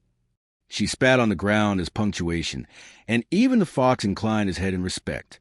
And so the first statue of Kenzo was born under the hands of 3 carvers who had never agreed on anything before. Slightly crooked, belly too round, expression halfway between pride and accident. The villagers laughed at it, and the fox noticed the laughter sounded more like warmth than mockery. Children left pebbles at its base. The widow left a folded scrap of poetry, and even Genji leaned his broom against it for a moment as if to grant a brief truce. Meanwhile, up on the moon, Tsukuyomi poured himself a cup of real sake and sighed. He was supposed to learn humility, he muttered, his breath fogging the silver glass of the heavens. Destiny leaned over his shoulder, checking the ledger that glimmered with shifting script. Technically, he learned sincerity, which is adjacent. Adjacent is not the same. Tsukuyomi's eyes flashed like 2 cold stars. Humility is a narrow path. Sincerity is a meadow where one can nap. Close enough, Destiny said, flicking an ink drop onto a passing comet. Besides, you laughed. Tsukuyomi paused. I did not. You did. Did not. But the ledger already had it written in bold celestial strokes. Incident number 13. Moon God laughs, unwilling to admit it. The letters shimmered like mischievous fireflies before sinking into page. Back in the village, the widow placed her lantern at the center of the shrine. Its light pulsed gently, steady as breath, a small sun of her own making. She whispered, "Thank you," though whether to Kenzo, the moon, or her own memory, even she wasn't sure. Her fingers lingered on the lantern's handle, and for a heartbeat the glow brightened, as if the shrine itself inhaled. The fox chuckled softly, tail curling around his paws. Congratulations, Tanuki. You are no longer just a trickster. You are a symbol. Kenzo puffed up, eyes sparkling. Ah, yes, my true calling. Symbol of snacks and semi-accidental goodness. Symbols are heavy, the fox replied, voice low now, carrying an undertone of warning. Heavier than dumplings, heavier than roofs. They anchor you. They expect you. Kenzo shrugged, already stealing a dumpling from the offering table and popping it into his mouth. Good thing I have a strong stomach. But inside, a tiny tremor stirred in his belly. Not hunger, but a seed of apprehension he didn't yet name. And the villagers, gods, foxes, widows, and even Destiny had to admit, whether by accident or design, the Tanuki had done something rare. He had made sincerity entertaining. The festival's music softened into night. The lantern swayed, and the pine tree Destiny dipped its quill again, knowing the story wasn't over. Legends sprout like mushrooms, but some, if tended carefully, turn into whole forests. Legends, like mushrooms, sprout overnight and occasionally turn poisonous. By dawn, the villagers had already composed a ballad about Kenzo, half sung, half shouted, entirely off-key, like a festival whose drummer had gotten lost on the way. Children drummed their bellies in tribute, some with real sticks, others with spoons pilfered from their mothers' kitchens. The melody rose and fell with the smell of steamed rice and early morning mist. Merchants painted his rune on their shop signs, sometimes backwards, sometimes with too many tails, but always with enthusiasm. And Genji, the broom-wielding custodian of common sense, filed an official complaint. Too much Tanuki, not enough sweeping. Meanwhile, Saburo sulked at the edge of the forest, tail thumping like a sulky drum against roots that had memorized centuries of gossip. He chewed on a twig and muttered, "Me, upstaged by a half-grown rascal with more belly than brains? Impossible. I am the Tanuki of 10,000 tricks. My belly alone has starred in 50 ballads, and none of them were off-key. I will have revenge, and possibly dumplings." His eyes glimmered like two wet chestnuts. The forest shifted with his indignation. Foxgloves drooped, moss bristled, and a crow cocked its head to listen. Destiny, listening in from his crow disguise, scribbled with one claw on a floating scrap of parchment. Incident number 14, villainous subplot initiated. A tiny ink blot fell onto a leaf like a dark omen, which the wind then carried straight into the village square. Back in that square, the goat, yes, the same fainting goat whose dramatic collapses had become folklore, decided enough was enough.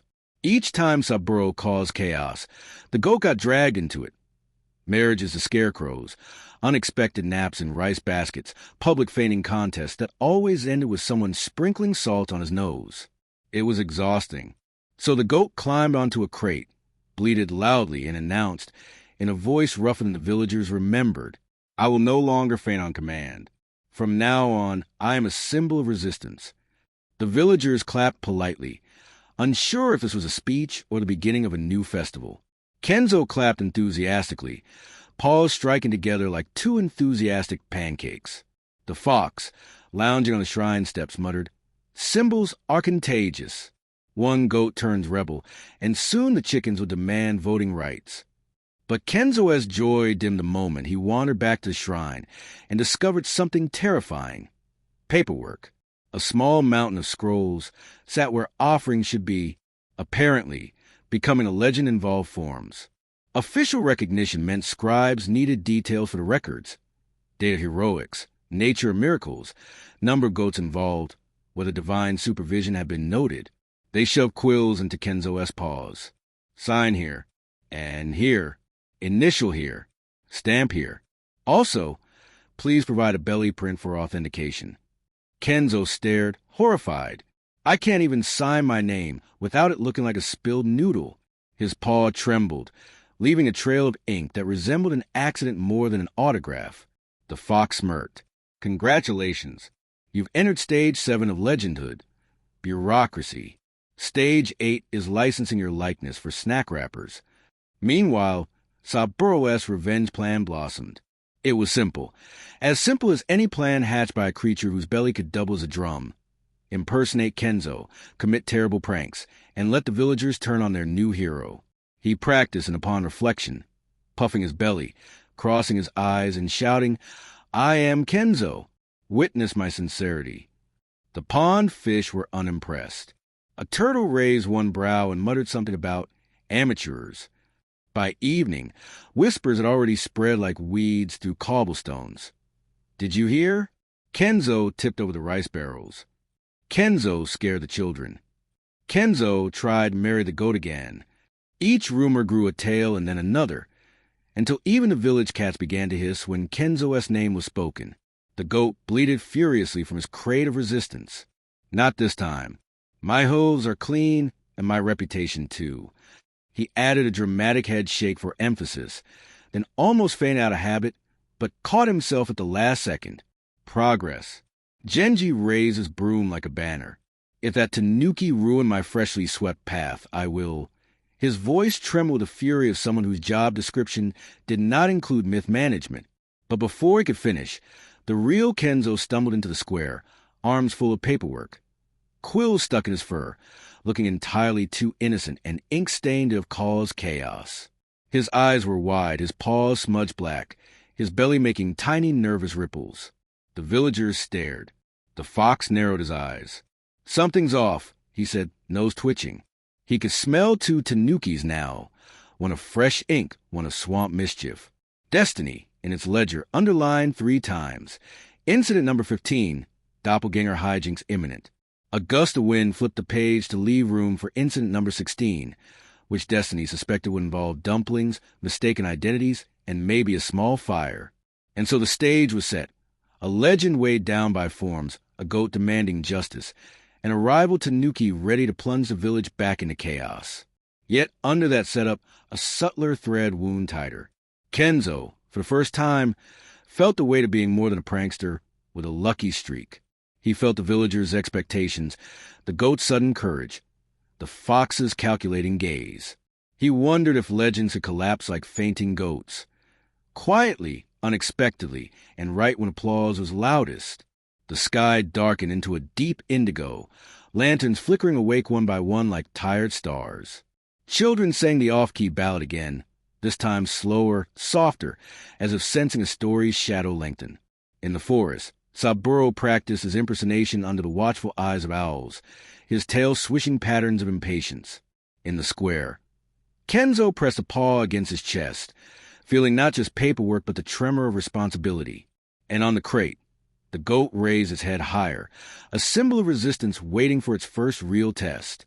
Somewhere above them all, Destiny's crow form tilted its head and whispered to no one, "Mushrooms grow overnight, but so do antidotes." Then it folded the parchment, tucked it under a wing, and prepared to watch the next act unfold.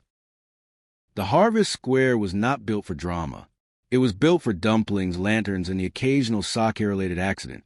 Yet by sundown, it had become an arena. On one side, Kenzo, hero reluctant, paperwork victim, enthusiastic complainer. On the other, Saburo, fraud, menace, and self-proclaimed Tanuki of 10,000 tricks, a title no one had verified. The villagers were confused. "Why are there two of him?" one child whispered. "Because one is a trickster in disguise," Genji growled, broom at the ready. "Which one?" asked Anako the noodle seller. Genji scowled. "Both, probably."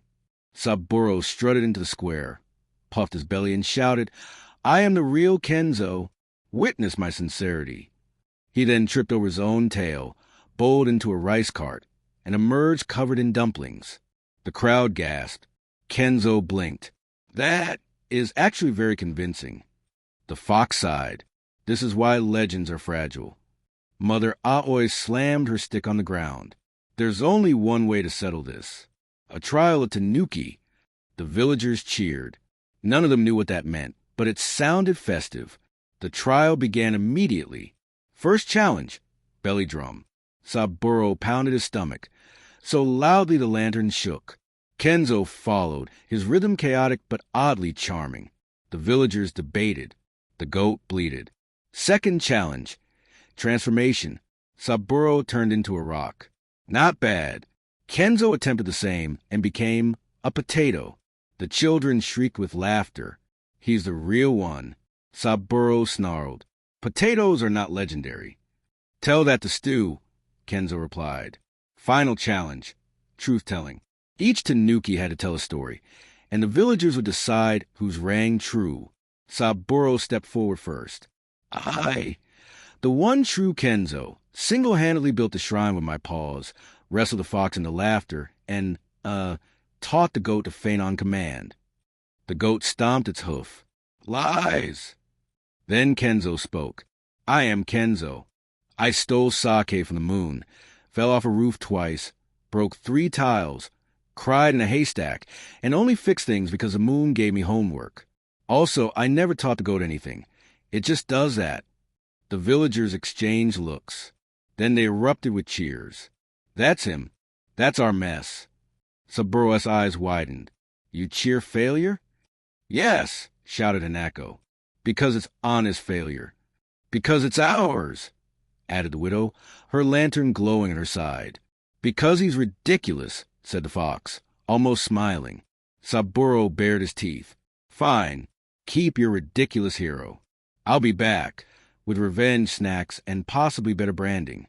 With a puff of smoke, he vanished into the forest, leaving only dumpling wrappers behind. The goat refused to faint. On principle. Destiny, in its ledger, scrawled, "Incident number 16, true Tanuki confirmed. Fraud banished. Goat victorious." The villagers lifted Kenzo onto their shoulders. He flailed, protested, and nearly dropped his paperwork, but the cheer rose high into the night. "Kenzo! Kenzo!"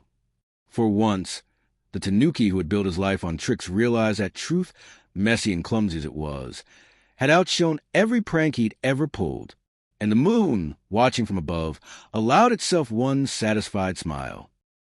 The morning after the trial of Tanuki, Kenzo woke up to discover that being a legend was, frankly, exhausting. Not because of monster battles, divine curses, or tricky foxes. Oh no, because of paperwork. The village scribe, a very enthusiastic man with eyebrows like overgrown hedges, arrived at Kenzo's doorstep with a mountain of scrolls. "Hero of Moon Festival," he chirped. "You must sign for your legend. Standard procedure. Heroic deeds in triplicate, witness statements, goat testimonies."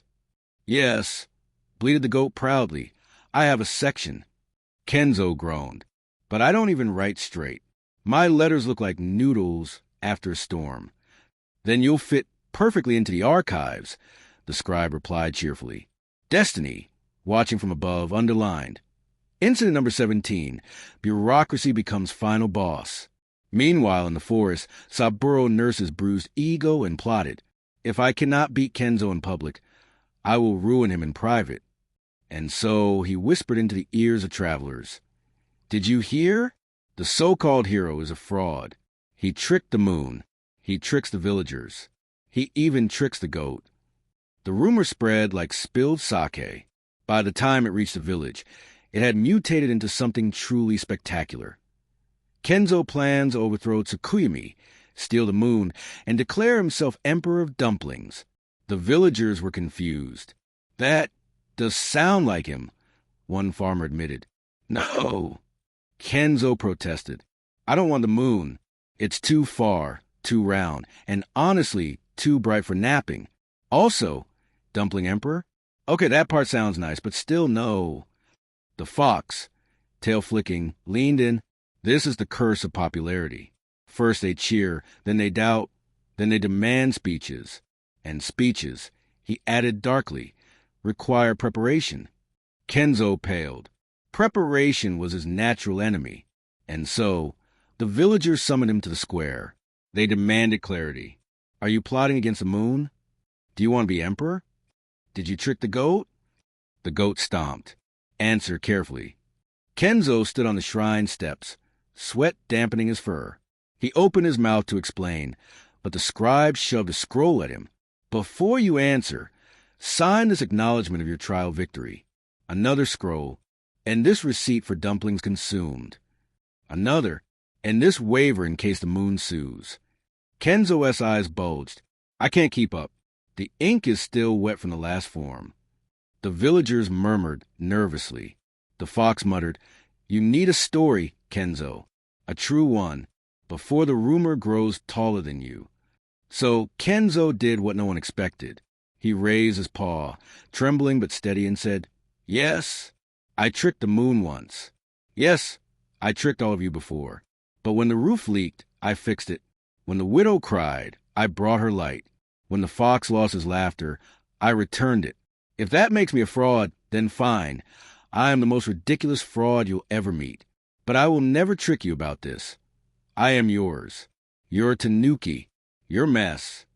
The crowd fell silent. The goat blinked. Then Hanako shouted, "That's our fraud." And the villagers erupted in cheers. Destiny, scribbling furiously, added a star in the margin. Incident number 18. Honesty saves the day again. But high above, Tsukuyami frowned. Rumors reach even here. The balance trembles. The moonlight dimmed slightly, like a lantern unsure of its oil. And Saburo, watching from the trees, smirked. Perfect. Let him drown in his own legend. It started with a raven, not the normal kind that steals rice balls and glares smugly from rooftops, but the serious kind, the kind that arrives with the smell of thunder and a suspiciously Scandinavian accent. It landed on the shrine roof, the one Kenzo had fixed, and announced, "From Odin, all-father of Asgard, wisest of the wise, one-eyed wonder of the 9 realms. Greetings." Also complaints. The villagers gasped. The fox raised an eyebrow. Kenzo, of course, waved nervously. "Greetings, mysterious feathered diplomat. Are you here for dumplings?" The raven coughed. "Odin has received troubling reports. A mortal raccoon dog has stolen divine sake, challenged prophecy, and now threatens celestial stability. This violates Clause 42 of the Inter-Realm Accord. Genji groaned. I knew paperwork would kill us. The goat bleated indignantly. What about my stability? I fainted 12 times this week. Not my department, said the raven.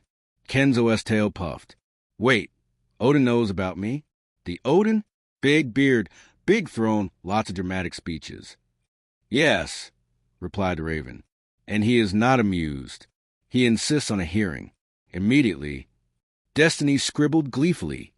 Incident number 19. Tanuki accidentally becomes an inter-realm case study. The villagers panicked. If Asgard interferes, we'll be crushed, cried one farmer. What if they take Kenzo away? Asked a child. Do we get a refund? Asked a Nako, always practical. Kenzo gulped. No refunds. And then, with a crack of light and the smell of mead-soaked thunder, Odin himself appeared. One eye blazing like a storm, cloak heavy with secrets, ravens at his shoulders. He surveyed the tiny village, the crooked shrine, the dumpling wrappers, and finally the trembling Tanuki. This, Odin rumbled, is the threat to cosmic order? Yes, said the raven. No, squeaked Kenzo. Yes, muttered the fox. The goat fainted, then quickly got up, remembering its new policy. Hazard pay, it bleated. I demand hazard pay for every faint in front of divine visitors. Odin blinked. Your goat is unionized? Long story. Genji said. The All-Father leaned closer to Kenzo. You stole from the moon. You meddled with fate. You spread your name among mortals until even gods hear it. Tell me, Tanuki, why should I not bind you in chains beside Fenrir? Kenzo swallowed so hard it echoed. Then, in a rare burst of clarity, he said, Because I fix a roof? The villagers shouted. He did. Because I gave light to a widow. She still smiles. Because I returned laughter to a fox. The fox nodded grudgingly. Regrettably true. Odin studied him. Then, to everyone's shock, the great god of wisdom threw back his head and laughed. Ha! A Tanuki who teaches truth through failure? I like him. What? Squawked the raven. Let him be. Odin said, Every realm needs a fool who stumbles into wisdom. Midgard has many. Why not Nippon? Destiny, stunned, scribbled. Incident number 20. Odin approves Tanuki. Prophecy endangered. But as Odin vanished back into storm and story, he left a warning. Beware, little trickster. The higher your name climbs, the sharper the fall. Do not let fame become your wolf. Kenzo exhaled shakily. The villagers cheered. The goat demanded its hazard pay in dumplings. And Tsukuyomi, watching from the moon, whispered, Odin is every legend attracts an echo, and sometimes that echo is off-key. In this case, the echo's name was Saburo, who had been sulking in the forest ever since the trial of Tanuki ended with him covered in dumplings and ridicule. Now, with Odin's sudden cameo, Saburo saw opportunity. If Odin fears Kenzo, he muttered darkly, then I, Saburo, can weaponize that fear. I'll spread a story so vile, so believable, that the villagers will beg me to save them from their so-called hero. Destiny scribbled. Incident number 21. Villain doubles down. Results may vary. So Saburo began whispering again. He told travelers that Kenzo was plotting to steal not just the moon's sake, but Odin's mead, Amaterasu sunlight, and even Raijin's thunder drums. By the time the rumor circled back to the village, Kenzo had apparently declared himself Supreme Buffet Emperor of all realms. The villagers, bless them, were confused but not entirely shocked. Could he do that? One farmer asked. He can barely sign his name, muttered Genji, waving his broom. The fox, suspicious, began poking holes in the rumors. Notice the pattern, he told Kenzo. Every story makes you sound ambitious, powerful, and oddly snack-focused, which means only one creature could be behind them. The goat? Kenzo guessed. The goat stomped indignantly. I demand you stop dragging me into your mess. No, the fox sighed. Saburo. Meanwhile, Kenzo was drowning in attention. The villagers now demanded clarifications about his policies as future buffet emperor. Did he plan free dumpling for all? What was his stance on fainting goats in public service? Would foxes be given equal stage time at festivals? Kenzo panicked. I never wanted to be emperor. I just wanted snacks, naps, and occasionally roofs that don't leak. The fox smirked. Then you need what mortals call public relations. Public what? Spin, the fox explained. A way to turn disasters into declarations, blunders into legends. Luckily, you're a natural. And so, Kenzo held the first press conference in village history. He stood on the shrine steps, clutching paperwork he didn't understand, and declared, "My fellow villagers, I am not Supreme Buffet Emperor. I am Supreme Buffet Enthusiast. I promise no wars, only snacks, naps, and maybe slightly crooked roofs. As for the goat, hazard pay is non-negotiable." The crowd laughed, clapped, and dropped their suspicions like hot dumplings. Saburo, listening from the trees, fumed. He turned it into a joke? Again! Destiny, amused, scribbled. Incident number 22. Tanuki invents public relations by accident, but high above, Tsukuyomi frowned. Each rumor twists tighter around him. Saburo feeds shadows, and shadows bite. The fox, meanwhile, whispered to Kenzo, "Enjoy your laughter now, but remember, Saburo won't stop. And the moon isn't the only god who's watching." Kenzo shivered, tail puffed. Why does every warning sound like indigestion? Saburo finally stopped whispering and decided it was time for action. Whispering had its charm, sure, wind through bamboo, secrets coiling in ears, but it wasn't satisfying. Trickery at full volume, now that was an art.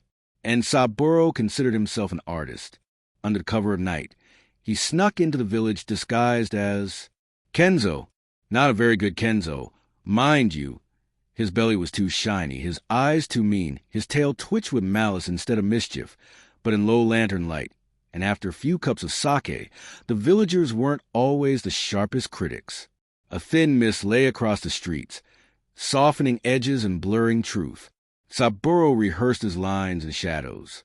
"I, Kenzo," he muttered, puffing his belly like a drum. "I, Kenzo." He practiced the swagger, the hiccup, even the ridiculous bow Kenzo did after every misadventure. The pond's surface gave him back a warped reflection. In it, he saw not a rival but an opportunity. "Tonight," he whispered, "I take his legend and wear it like a coat."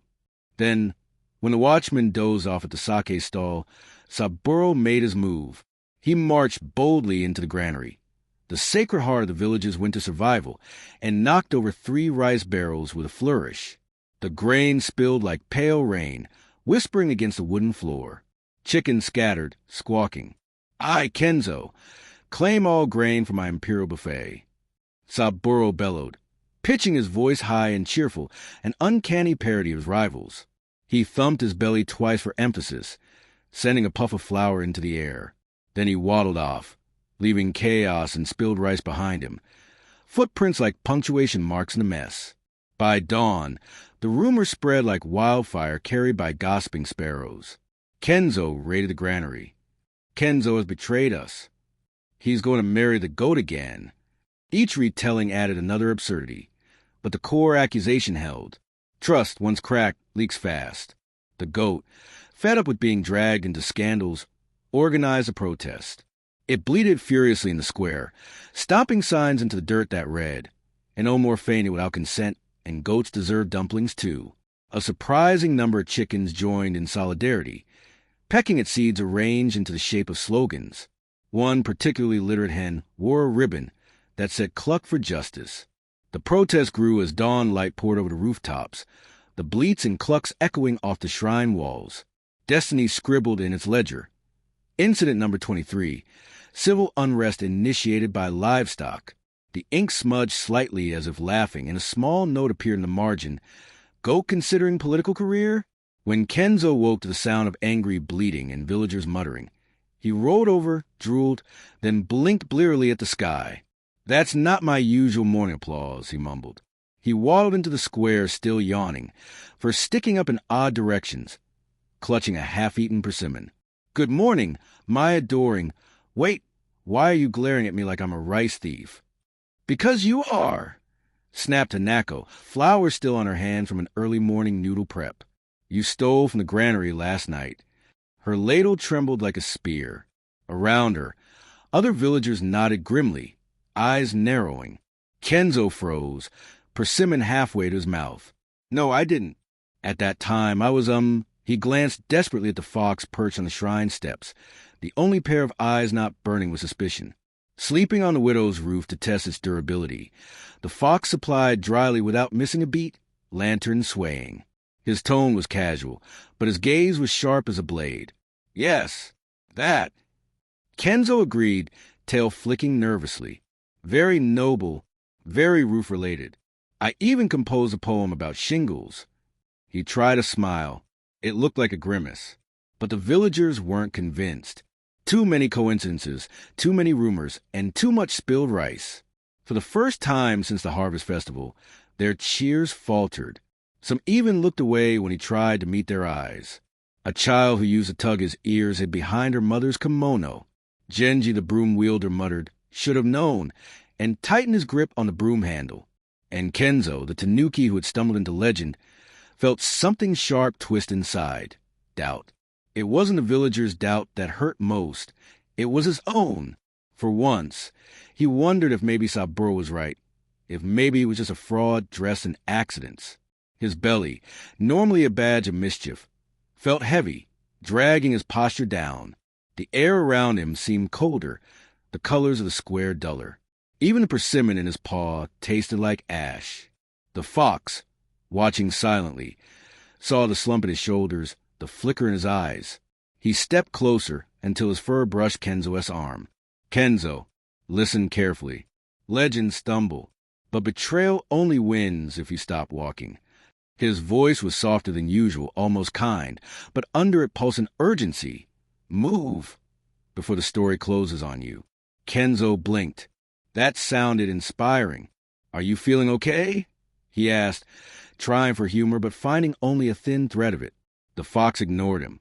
"Prove them wrong. Or better yet, prove yourself right. They've seen your belly, your antics. Show them your spine." Kenzo swallowed, tail trembling. For the first time, he faced a challenge that couldn't be fixed with belly drumming or falling off a roof. This was trust, and trust, once broken, was harder to rebuild than any shrine. He glanced at the villagers, Hanako with her ladle, Genji with his broom, the children whispering, and felt the weight of something larger than himself. And Saburo, smirking from a tree lean, whispered to the shadows, "Yes, let him fall. Then the legend will be mine." His teeth glinted like wet stones, and his eyes gleamed with hunger, not for rice, but for a story he'd claim. He watched Kenzo's tail droop and felt triumph coil in his gut. The moonlight caught his silhouette, making his false Kenzo belly glow like a mockery. High above, Tsukuyomi paused his watch. Even a god could feel the tug of a story turning. Destiny dipped its quill and wrote in deliberate strokes. Incident number 24, Legend at a Crossroads. The ink bled a little, forming the shape of a question mark. In the square, the goat stamped once more and bleated, "We demand justice." The chickens echoed with a chorus of clucks. The villagers murmured among themselves, suspicion thick as smoke. Kenzo straightened slowly, setting down his persimmon. His paws clenched and unclenched. The fox waited. Saburo listened. The story held its breath. And in that stillness, the tanuki who had accidentally fought gods, stolen moon sake, and charmed a village realized this was his hardest trick yet. Not escaping blame, but earning back belief. By the next morning, the village square looked less like a market and more like a courtroom. Benches were dragged into rows. The shrine steps became a judge's seat, and Genji stood in the middle, clutching his broom like a gavel of doom. "Kenzo," he declared, "you stand accused of rice theft, granary vandalism, and excessive smugness." The villagers murmured. The widow clutched her lantern. The fox sat in the shadows, watching silently. The goat stood proudly with a sign that read, "I demand justice and dumplings." Kenzo waddled forward, ears drooping. "But it wasn't me. I was asleep, testing roof durability, as previously footnoted." Convenient.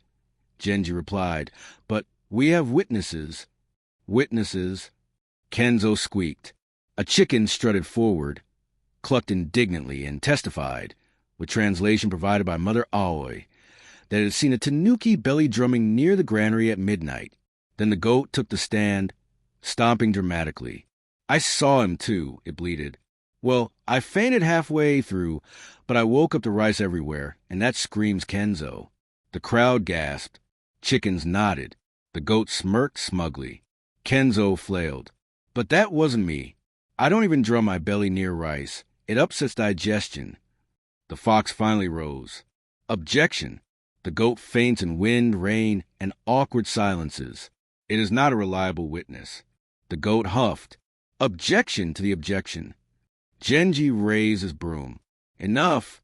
We need clarity. And that's when the sky itself answered. Silver light poured into the square, and Tsukimi appeared, moonlight cascading like a river. The villagers fell silent. Even the goat stopped mid-bleat. The moon god's gaze fell on Kenzo.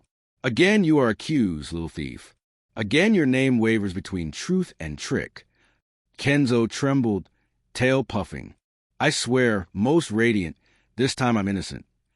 Tsukimi turned, eyes narrowing on the villagers.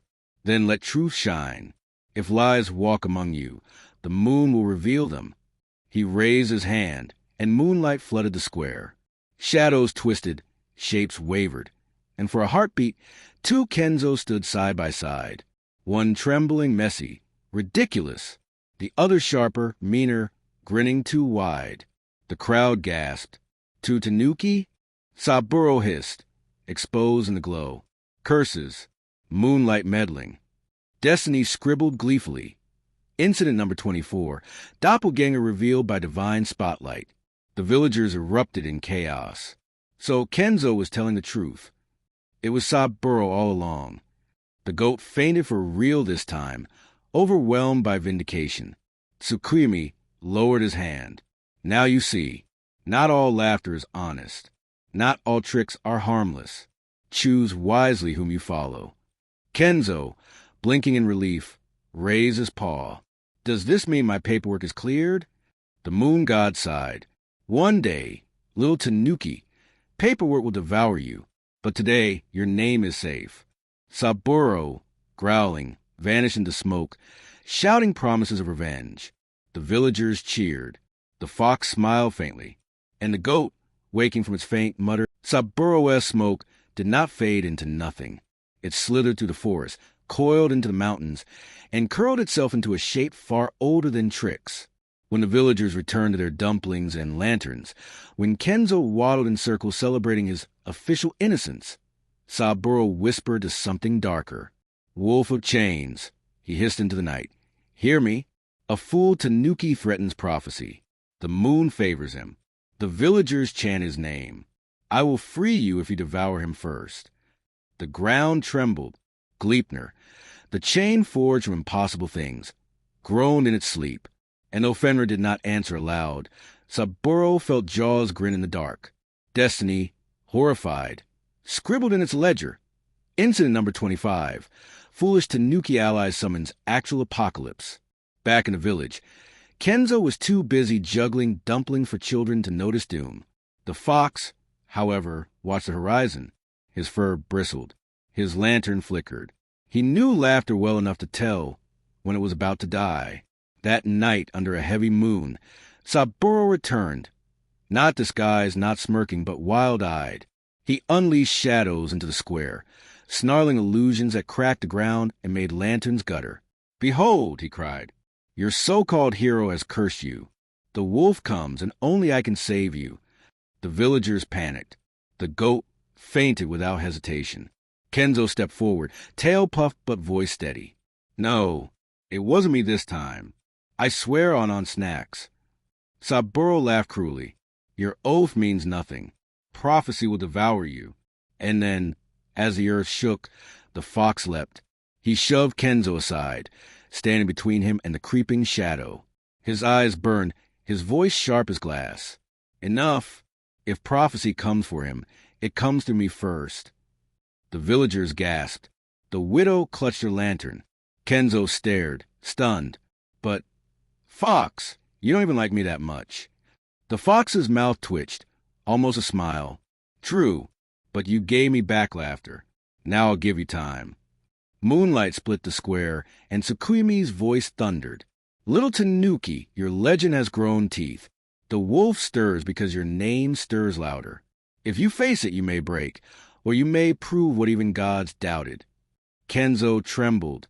He had stumbled into legends, tripped into sincerity, belly drummed his way through truth. But now, no trick, no snack, no paperwork could protect him. For the first time, he faced not a prank or a rumor, but the jaws of his own story. The villagers looked to him. The fox braced.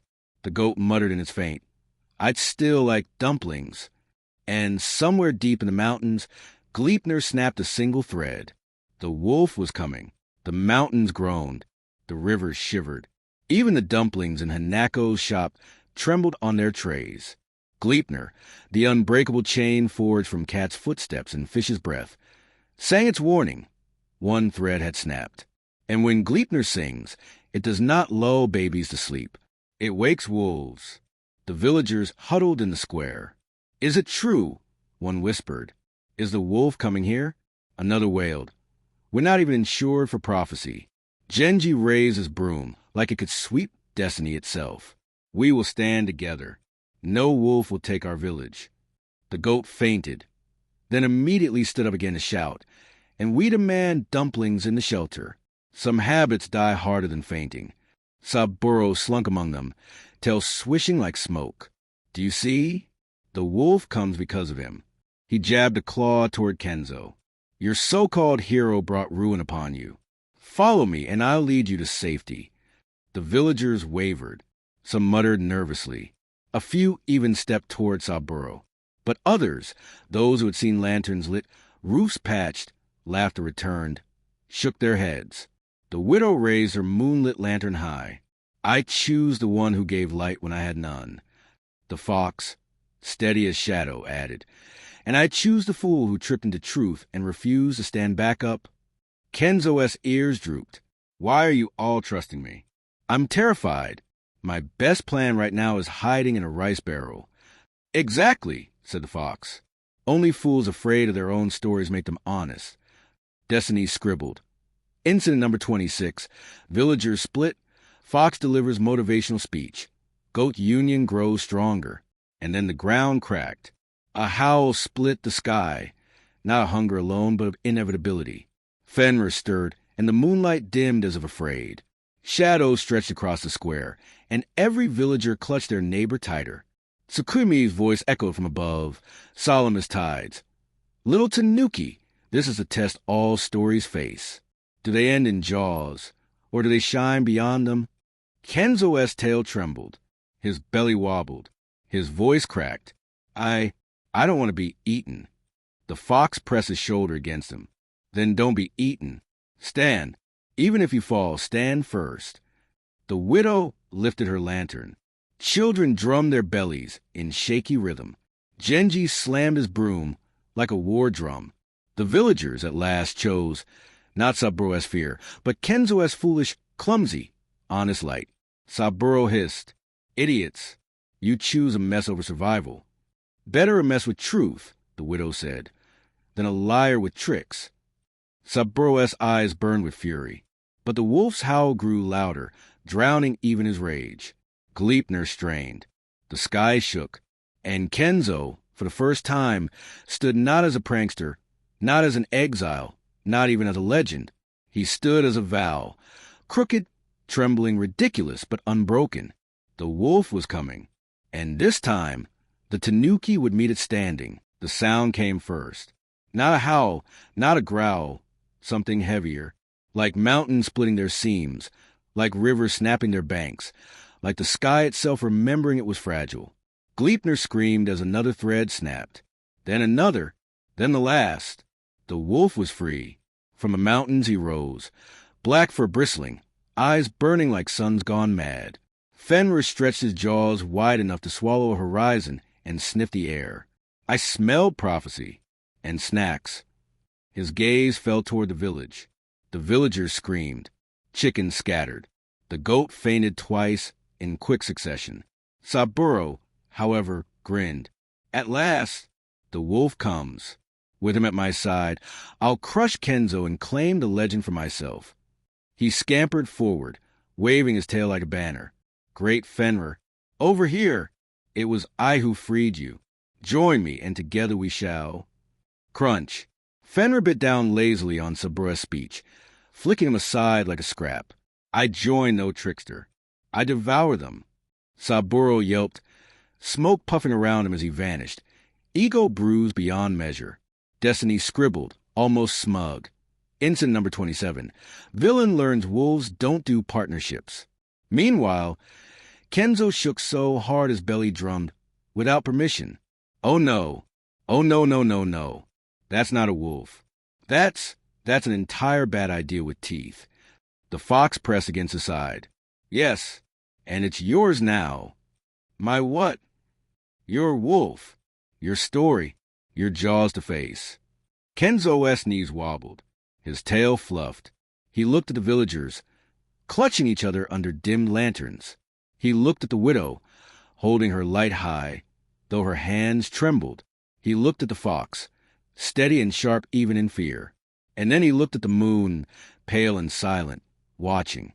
Fine, Kenzo muttered, though his voice cracked. If stories end in jaws, then I'll go with indigestion. He waddled forward, step by terrified step, until he stood at the edge of the square where Fenrir's shadow reached. His belly drummed louder, not from pride, not from performance, but from the quake of his own fear. He raised his paw. Wolf! He shouted, voice squeaky but unbroken. If you must devour someone, devour me first. But know this, he swallowed hard. I've fixed roofs, carried lanterns, given laughter, and made promises even I didn't believe I could keep. You'll chew through all that before you reach me. The villagers gasped. The fox blinked. Even Tsukuyomi leaned forward in the sky. Fenrir's eyes narrowed. A tanuki challenging me? His laugh shook trees from their roots. Very well, little fool. Step into prophecy. Kenzo closed his eyes. His paws trembled. And then, with the smallest, bravest wobble in history, he stepped forward. Into the jaws came down. Not slowly, not politely. Fenrir was no gentleman wolf. He snapped with the hunger of centuries, with the weight of prophecy behind his teeth. Villagers shrieked. The goat fainted so hard it nearly caused an earthquake. And Kenzo stood there. He squeezed his eyes shut, belly wobbling, tail puffed like a bottle brush. He had no spear, no armor, no cunning plan. Just a faint glow of the ribbon still tied around his paw, humming with promises he barely understood. When Fenrir's teeth closed, there was no crunch, no scream, no end. Instead, the wolf gagged. He coughed, sputtered, and reeled back, eyes wide. What is this taste? He thundered, spitting sparks of moonlight. It's sincerity. I was promised fear, lies, betrayal. Not this chewy honesty. The villagers gasped. Destiny scribbled furiously. Incident number 28. Wolf experiences indigestion from truth. Kenzo blinked, opening one eye. Wait, you mean you can't eat me because I'm too sincere? Fenrir snarled. Sincerity is like swallowing stones. Heavy, sharp, uncomfortable. You're supposed to be a trickster, a fraud, an easy snack. Kenzo puffed his chest, which still wobbled. Well, surprise, I'm a fool with follow-through. The fox darted forward, tail blazing with borrowed moonlight. Then let's make him choke on it. He leapt, striking Fenrir's muzzle, forcing the wolf back step by step. But each strike dimmed the fox's light, each leap stealing more of his strength. Fox! Kenzo cried. Stop. You'll burn yourself out. The fox landed heavily, panting. Better me than you. His eyes glinted. I lost my laugh once. You gave it back. If this is my last joke, let it be worth the punchline. Kenzo's throat tightened. He looked at the villagers, terrified but standing together, lanterns trembling in their hands. He looked at the widow, clutching her light high. He looked at the goat, bravely unconscious. And for the first time, Kenzo didn't want to stumble into legend. He wanted to fight for it. He raised his paws. The ribbon flared, brighter than it ever had before, threads of moonlight wrapping around him. His belly glowed like a lantern. His clumsy, foolish, honest self became light. "Wolf," he shouted, "if you can't swallow truth, then feast on this." He drummed his belly, not with fear, not with performance, but with vow. Each beat echoed like thunder, shaking the ground, rattling Fenrir's bones. The wolf staggered, growling, gagging on the taste of something no prophecy had prepared him for, a tanuki who kept promises. The villagers joined in. Children drummed their bellies. Farmers struck pots. Merchants clapped. Even Genji banged his broom, like a war drum. The sound swelled, laughter mixing with courage, sincerity folding into rhythm. Fenrir roared, snapping at the light, but every bite only filled him with more vow, more weight, more truth. His jaws faltered, his paws trembled. And Kenzo, wobbling, sweating, glowing like the most ridiculous lantern in history, took another step forward. The wolf was choking on destiny itself. Fenrir's jaws clamped down again, desperate to end the humiliation. But instead of a scream, the wolf got another drumbeat, louder, firmer, ridiculous yet unyielding. Kenzo's belly thudded like a war drum of fools, and the sound rolled across the fields like thunder. The wolf gagged, stumbled, and slammed his paw into the earth. Mountains shuddered. Lanterns flickered. The villagers screamed, but the rhythm never stopped. Farmers clapped. Children pounded their bellies. Genji smacked his broom with such fury it snapped in half. The goat fainted, got up, and fainted again for emphasis.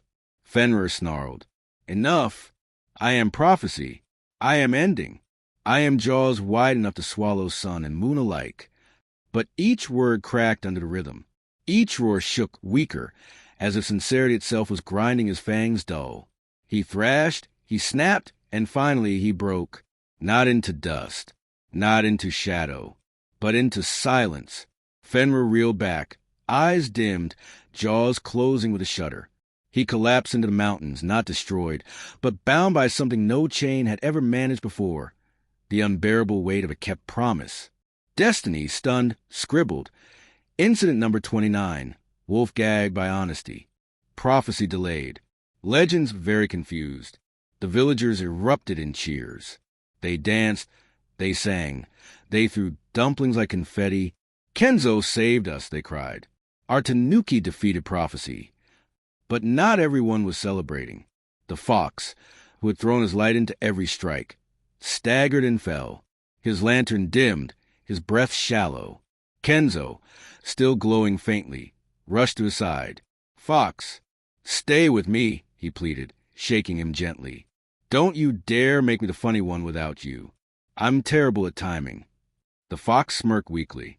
"You've improved." "That's not funny." Kenzo snapped, tears pricking his eyes. The widow hurried forward with her lantern, setting it beside the fox.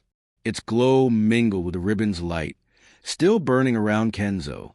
For a moment, the fox's breathing steadied, but the exhaustion in his eyes remained. Tsukuyomi's voice fell from the sky, softer now. "Every vow has a price, little thief. You gave your honesty and the wolf choked on it, but the fox gave his strength. Nothing is free." Kenzo shook his head furiously. "Then take mine. Take my clumsiness, my accidents, my naps, my snacks. Take it all, but don't take him." The moon god was silent, and in that silence, Kenzo realized something terrifying. This wasn't about tricks anymore. This was about what he was willing to lose for the promises he made. The villagers gathered close, their lanterns raised high. "He saved us," they whispered. "Don't let him fall." The goat bleated hoarsely, "And get him dumplings." Kenzo clutched the fox's paw, trembling but unbroken. "Then hear me, Moon. Hear me, Wolf. Hear me, Destiny. I will keep this vow too. If I must stand between jaws again, I'll do it. Not as a prankster, not as a fraud, but as Kenzo." The ribbon flared once more, brighter than before, wrapping around them both. Fenrir stirred faintly in the distance, growling like a storm that promised it would return. And the fox whispered, barely audible, "Fool, don't you dare stop now." The village was quiet. Too quiet for a place that had just survived prophecy's jaws. No drums, no laughter, no fainting. The goat was still out cold, but that hardly counted. All eyes were on the fox, lying pale beside the widow's lantern, his breast shallow as a secret on its last legs. Kenzo shook his paw, desperate. "Fox, wake up. Make fun of me. Tell me I look like a dumpling. Please." The fox's whiskers twitched, but nothing more. Then the sky brightened. Moonlight spilled down, silver and sharp, as Tsukuyumi appeared once more. His voice was calm, too calm, the way still water hides deep currents. "The vow has been kept." The wolf choked on truth. But all vows demand balance. His strength paid what yours could not. Kenzo's ears flattened. "No, take me instead. I'm the one who stole your sake, who caused all this, who made promises he barely understood. If someone has to pay, let it be me." The villagers gasped. Mother Atoy leaned on her stick, eyes fierce. "You will not take him, moon god. He belongs to us now." Genji raised his broken broom, like a banner. "If the fox falls, we fall with him." The widow lifted her lantern higher. "If promises have a price, then we share it." One by one, the villagers stepped forward, lanterns glowing, voices trembling but loud. "We share it. Together. Even the goat." The goat woke briefly to bleat, "Hazard pay," before fainting again in solidarity. Tsukuyumi frowned. Mortals do not bargain with gods. The fox stirred faintly, whispering, "They just did. Destiny." Scribbling furiously, noted, "Incident number 30. Entire village unionizes against celestial decree." Kenzo stood taller than he ever had, belly wobbling but steady. "You told me light must spread. Well, it has. You gave me homework, and I dragged everyone else into class. If I fall, they fall. And if they fall, you'll have no one left to light your sky." The moon god hesitated. For once, silence weighed heavier than prophecy. Then, slowly, Tsukuyumi lowered his hand. "Very well, but know this. Such bargains twist stories. You have delayed the wolf, not defeated him. When he returns, your vow will be tested again." "Fine!" Kenzo shouted, puffing out his chest. "Test me, test us, test the goat will stand." The villagers cheered. The widow wept with relief. The fox's eyes opened, weak but alive. He smirked faintly. "You are a terrible negotiator." Kenzo sobbed and laughed at once. "I know." High above, the moon dimmed, weary but amused. "Very well, little Tanuki. Your story continues. For now." The lanterns brightened. The ribbon on Kenzo's paw shimmered once more. And Destiny closed its ledger halfway, muttering, "Not done yet. Definitely." The night after Fenrir gagged on honesty, the village was almost calm. Lanterns glowed gently. The widow's new light pulsed steady as a heartbeat. Children drummed their bellies in awkward rhythm, not because they had any more, but because they liked the sound. And Kenzo, Tanuki extraordinaire, according to some villagers and definitely according to himself, finally allowed his legs to wobble into a nap pile beside the shrine. He had survived prophecy's jaws. He had made the moon negotiate. He had even cried in public, without being mocked too harshly, except by the fox, but that's friendship. By all accounts, it was the perfect moment to retire. Except, of course, legends never retire. Legends get sequels. And this legend still had one dangling thread named Saburo. One, the return of a very annoyed Tanuki. Far in the forest, Saburo sulked. He was bruised, singed, and still picking dumpling crumbs of his fur. Fenrir had nearly swallowed him whole. The moon had exposed his disguises. And the villagers had cheered for Kenzo. Him, the runt, the potato-shaped embarrassment of the Tanuki clan. Saburo paced under the crooked pines, muttering furiously. They think him a hero? Him? The one who trips over his own tail?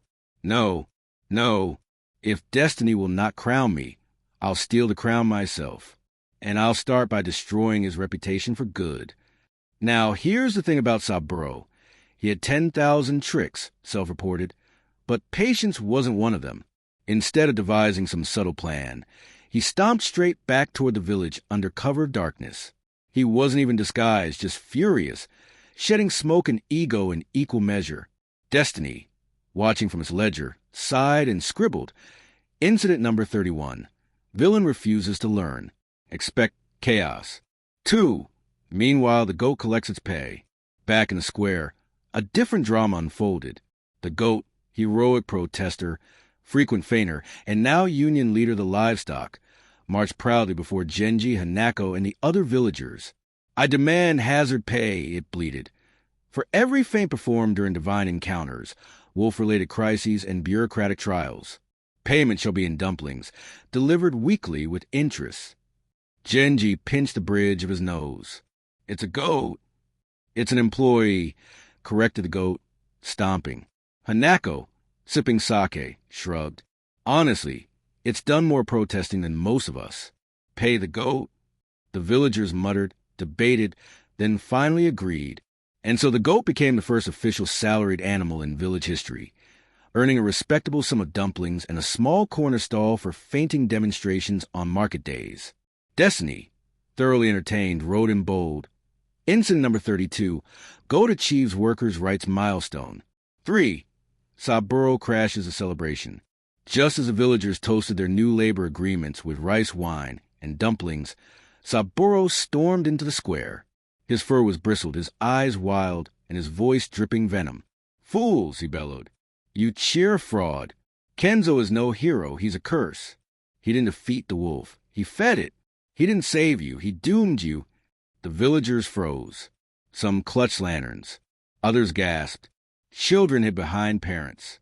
The goat fainted dramatically, though this time it was part performance, now billed as Saburo-induced collapse. Kenzo rubbed his eyes, still half asleep. "Saburo? Again? Do you ever take a night off?" "Silence," Saburo snarled. "This ends now. Tonight, I prove that legends are nothing but lies wrapped in accidents." He stomped his paw. Smoke billowed. From it emerged illusions. Kenzo stealing shrines. Kenzo kicking chickens. Kenzo marrying the goat again. The villagers gasped as the images swirled like nightmares across the square. "See," Saburo shouted, "your hero is a fraud." For the fox plays detective again. The fox, of course, did not panic. He tilted his head, eyes narrowing as he studied the illusions. Curious. These are not memories. They are fears. Saburo shows what could be, not what was. The widow, clutching her lantern, whispered, "But they look so real." "Of course they do," the fox replied. "Fear always looks real until you laugh at it." He stepped forward, tail flicking, and called out, "Saburo, for someone with 10,000 tricks, you repeat yourself a lot." Saburo snarled. "Better a trick repeated than a fool repeated." "Funny," the fox said dryly, "because I prefer the fool." He glanced at Kenzo, who was currently trying to wipe one of the illusions away with his sleeve, even when he's terrible at stage cues. 5.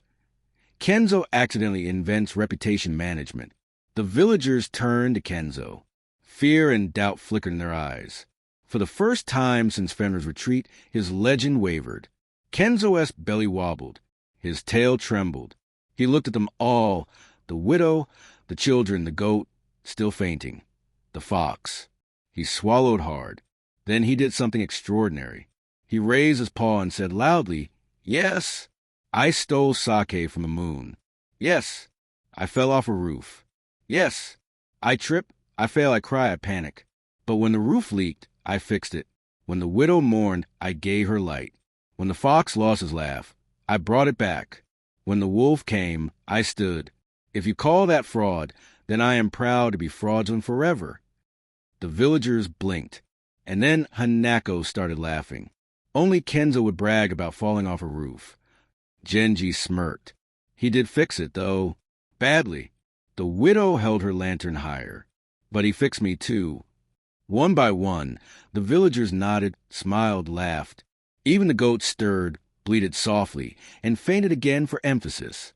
Saburo's illusions flickered, weakened by the one thing they couldn't withstand, truth. Destiny scrawled, Incident number 33. Tanuki invents crisis communications. saved reputation by admitting everything. 6. The final showdown. Saburo howled in rage. You dare laugh at me?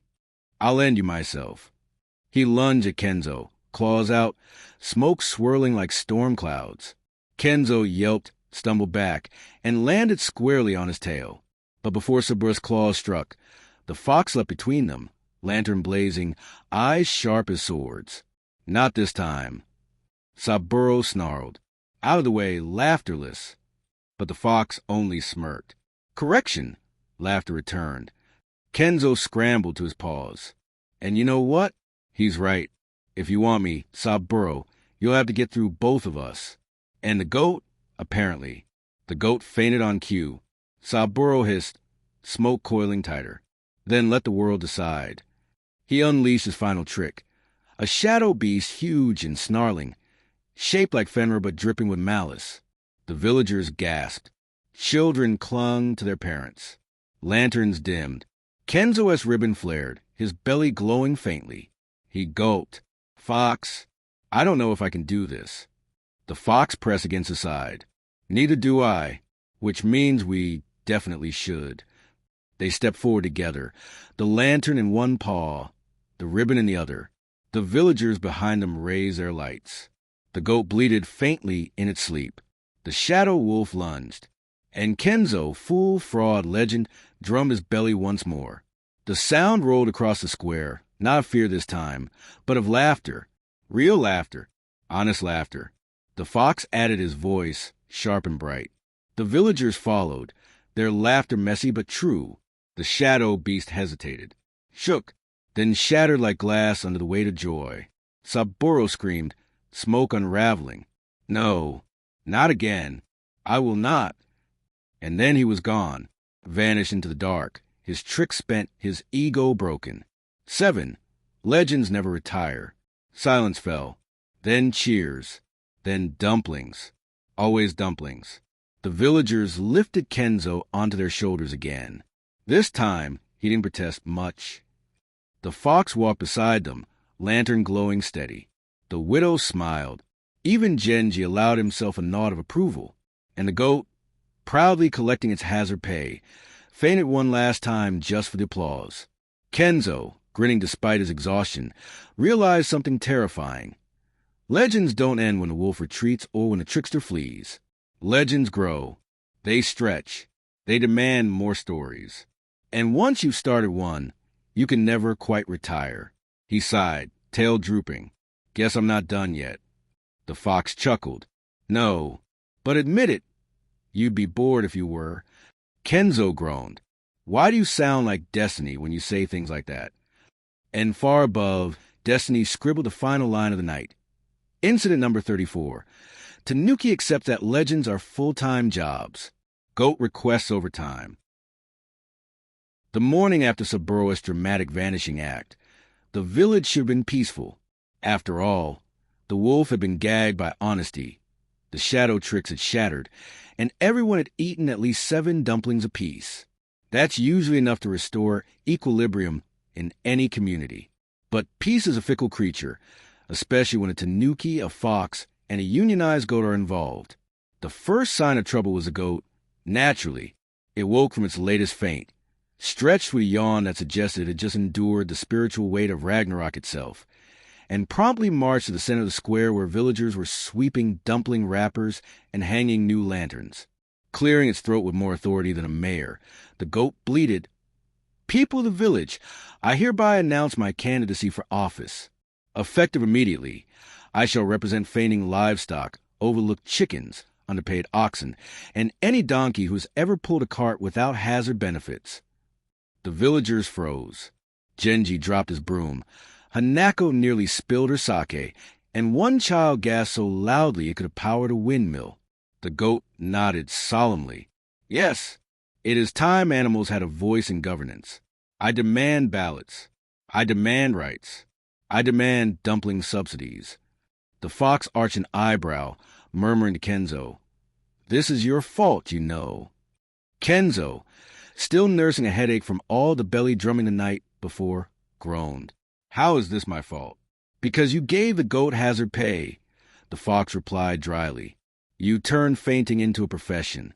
What did you think would happen next? Early retirement. Kenzo muttered, "Retirement sounds nice," and flopped dramatically onto the nearest mat, already rehearsing his future life as a professional napper. Except, of course, legends don't retire, as he had learned the hard way. Before the villagers could decide whether a goat truly qualified as a political candidate, the sky shimmered, clouds parted, silver light poured down like a spotlight drawn by divine hands. And there, gleaming with cold authority, stood Tsukuyomi, god of the moon, looking even more annoyed than usual. His cloak of stars rustled with celestial irritation. Kenzo, the moon intoned, voice like bells wrapped in disapproval. "Your story is not over." Kenzo sat up, fur bristling. "Can't I at least finish breakfast first?" "No," the moon said flatly, though Destiny, perched nearby with quill in hand, scribbled a footnote. Note: breakfast deprivation is a recurring theme in heroic cycles. Tsukuyomi gazed down at the villagers, then at the goat, who was still campaigning loudly for livestock suffrage. His sigh echoed through the mountains. "I did not come to speak of goats. I came to speak of wolves. Fenrir has not been defeated, only delayed. Prophecy does not vanish simply because mortals laugh at it. It waits, it circles, and soon it will test you again." The villagers groaned collectively. Children pouted.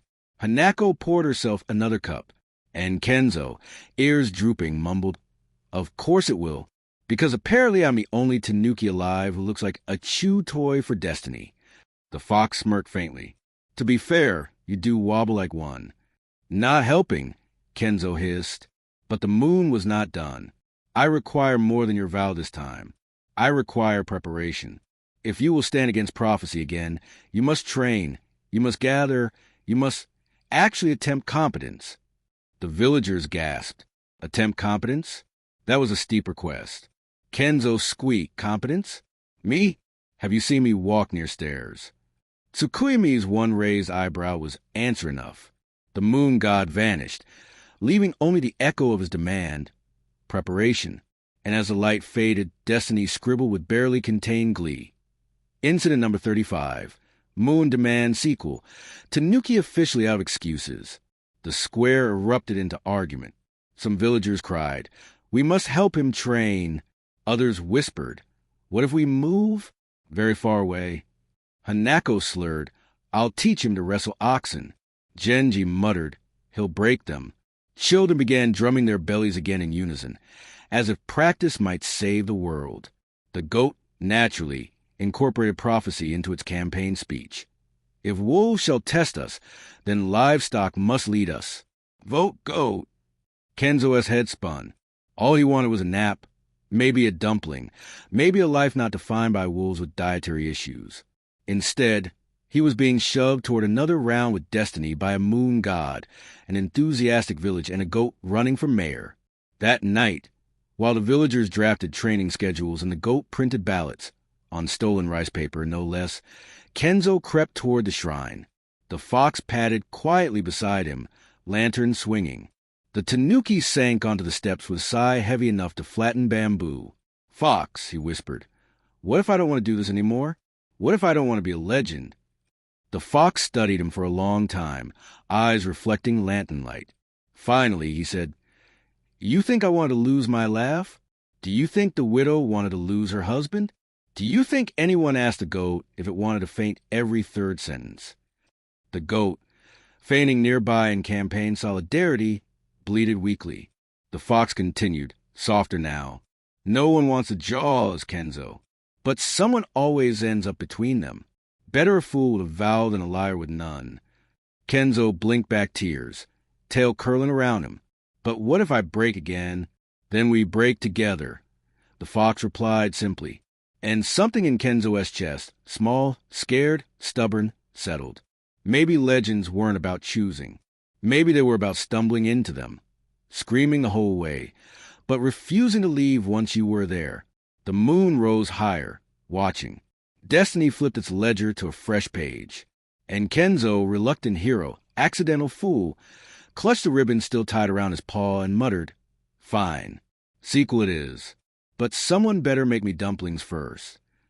The goat, half conscious, raised a hoof. Campaign promise, endless dumpling for all. And the villagers cheered, because sometimes hope looks ridiculous. Sometimes it wobbles. Sometimes it faints. But sometimes, just sometimes, it's enough to keep the jaws waiting one. The morning began, as many mornings in the village now did, with chaos. Not ordinary chaos like children chasing chickens or Kenzo accidentally setting his tail on fire while trying to cook dumplings, which, for the record, had happened 3 times. No, this was organized chaos, because the villagers, at the moon god's demand, had scheduled something previously unimaginable: Tanuki training. Yes, Kenzo was going to train, attempt competence, possibly even break a sweat without falling over. The villagers gathered in the square armed with bamboo staffs, old armor, pots and pans repurposed as helmets, and one suspiciously enthusiastic goat campaign banner reading, "Vote Goat, protect the village," because apparently prophecy was now an election issue. Genji, self-appointed drill master, barked orders. "Stand straight, Tanuki." Kenzo tried. He really did. His back wobbled, his belly sagged, his tail twitched nervously. He resembled less a warrior and more a dumpling balancing precariously on chopsticks. "Hold the staff like this." Genji demonstrated, spinning the bamboo with grace. Kenzo grabbed his, swung it, and promptly knocked himself in the forehead. The villagers winced in unison. The goat fainted, possibly in solidarity, possibly for campaign visibility. Hanako, sipping from her ever-present sake jug, clapped anyway. "Excellent form," she slurred. "Perfect for confusing enemies. Or friends. Or yourself." Kenzo groaned, clutching his head. "Why is everyone suddenly expecting me to fight wolves with sticks? My specialty is naps and snacks." The fox padded into the square, lantern glowing faintly even under the sun. "Because naps don't win wars, and snacks don't choke wolves." Kenzo muttered, "Snacks choked me once." "Yes," the fox said drily, "and you survived. Consider practice." The villagers laughed nervously, but Tsukuyomi's words still echoed in every heart. Prophecy was not done. Fenrir would return, and next time, no amount of fainting goats or dumpling confetti might be enough. So training continued. Kenzo ran laps around the square, belly bouncing like a war drum gone rogue. Children tried to cheer him on, but every time he tripped, which was often, they collapsed into giggles. "He's wobbling the ground," one boy shouted. "That's an earthquake attack." Destiny, scribbling notes nearby, underlined that one. Possible battle skill, accidental seismic wobble. Next came balance drills. Genji stacked buckets of water on Kenzo's head. "Walk straight." Kenzo staggered forward, buckets sloshing dangerously. The goat, standing nearby with his campaign sash reading "Justice for Livestock," bleated encouragement. "Think of the dumplings you'll earn after this." Motivated by food, Kenzo took 3 whole steps without spilling. On the 4th, of course, he tripped. Villagers ducked as water cascaded everywhere, soaking children, chickens, and at least 2 ballot boxes for the goat's election. The goat fainted dramatically, as if drenched democracy was the greatest tragedy of all. By noon, training had devolved into something less like preparation and more like performance art. Kenzo had managed to tangle himself in a net, disarm himself with his own staff, and invent a new maneuver now known as the Tanuki roll, which consisted of falling sideways into a barrel and refusing to come out until bribed with dumplings. And yet, through laughter, chaos, and embarrassment, something strange happened. The villagers began to trust him more, not because he was good, but because he kept standing up. Every time he fell, he waddled back into line. Every time he failed, he tried again, muttering curses about wolves and moons and unfair training schedules. And though it looked ridiculous, it was steady. Steady mattered. While Kenzo suffered under competence drills, the goat's campaign had taken on a life of its own. Posters appeared on every wall. "Vote Goat. Strong stomachs, stronger rights." Chickens marched in protest demanding equal nesting opportunities. Ducks unionized on the banner "Bread for All." Genji nearly lost his broom temper. We are supposed to be preparing for Fenrir, not livestock elections. The goat, now wearing a small bell that jingled like authority, countered, "Prophecy affects us all. If wolves devour the village, livestock are first on the menu.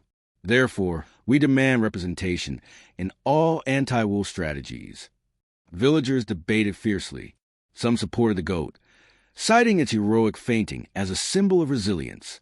Others scoffed, muttering that democracy had gone too far. Destiny scribbled gleefully, "Incident number 36. Goat politicizes prophecy. Historians will be confused." Through it all, Kenzo just wanted a nap. Between endless drills, villagers cheering and jeering, and the goat giving campaign speeches about dumpling subsidies, he was exhausted. But every time he tried to sneak away, the fox blocked his path. "Not yet," the fox would say softly. "Not until you believe you can stand again when the jaws open." By evening, the square looked like a battlefield of laughter and spilled rice. Buckets overturned, chickens strutted proudly in Vote Goat ribbons, and villagers argued over campaign posters while trying not to slip on dumpling skins. And that was when the sky darkened. At first, no one noticed. Lanterns flickered as clouds rolled across the moon. A cold wind rattled the bamboo. The fox's ears twitched sharply, and his eyes turned toward the mountains. Kenzo felt it too, the tremor beneath his paws, the hum that once belonged to Gleipnir's chain. The wolf was stirring again. But this time, it wasn't prophecy alone. No, this was worse. This was prophecy watching, waiting, sharpening itself like a blade on stone. The night held its breath, and even the crickets dared not chirp.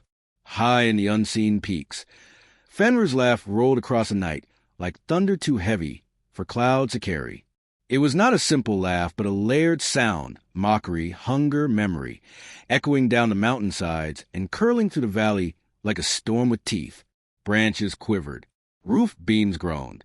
Dust trembled loose from shrine carvings. "You train your fool? You elect your goat?" The voice boomed, each word landing like a paw print in wet earth. "You think this will stop me? When I rise again, I will not gag. I will feast." The sound pressed against ribs and ears alike, a vibration you could feel more than hear, making the villagers' hearts hammer in unison. The villagers froze. Some lanterns dimmed of their own accord, their flames shrinking as if cowering. The goat, halfway through a speech about livestock rights, fainted mid-sentence, the sash falling dramatically across his body like a martyr on a tapestry.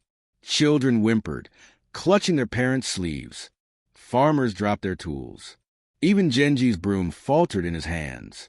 The fox's lantern flared weakly, as if trying to push back the sound with one thin flame. His fur stood up like frost needles, tail curled tight, eyes narrowed. And Kenzo, shaking, wobbling, still tangled in the training that the fox had thrown around him earlier, stepped forward. His paw trembled, his whiskers quivered, his belly seemed to sink under the weight of it all, but his voice, absurdly, did not. It rang out, thin but clear, carrying across the square like a small drum defying a giant horn. "Then come again, wolf," he said. "I'll be waiting. I'll be clumsy, I'll be scared, I'll probably fall flat on my tail again, but I'll stand until you choke on me twice." His words sounded like a joke at first, then like a dare, then like something else entirely, a promise no one expected him to make. The villagers gasped, the sound like a wave breaking. Destiny underlined furiously in its ledger, and splattering into little paw shapes. Incident number 37. Fool publicly declares readiness for second devouring. Bold. Possibly stupid. Definitely both. In the margin appeared a faint note. Heroism detected? Confirmed later. Above, the clouds churned like an unsettled sea. Fenrir's laughter faded into growls that rattled the peaks. The mountains shook once, then stilled, as though some massive heart had paused. The chain might have been gone, but the wolf's hunger remained, promising its return in a silence heavier than noise. Shadows at the edge of the square lengthened, then withdrew like a tide reluctant to leave. As silence settled, the villagers slowly lit their lanterns again, one flame at a time. The glow spread outward from the shrine, like dawn in miniature. Children drummed their bellies in shaky rhythm. mimicking Kenzo's old trick, but with new edge, as if saying, "We're scared, but we're here." The widow lifted her light higher, her hand steady despite the tremor in her lip. Even Genji, muttering about doom and sweeping, stood straighter, broom like a staff planted in the ground. The fox looked at Kenzo, tilting his head.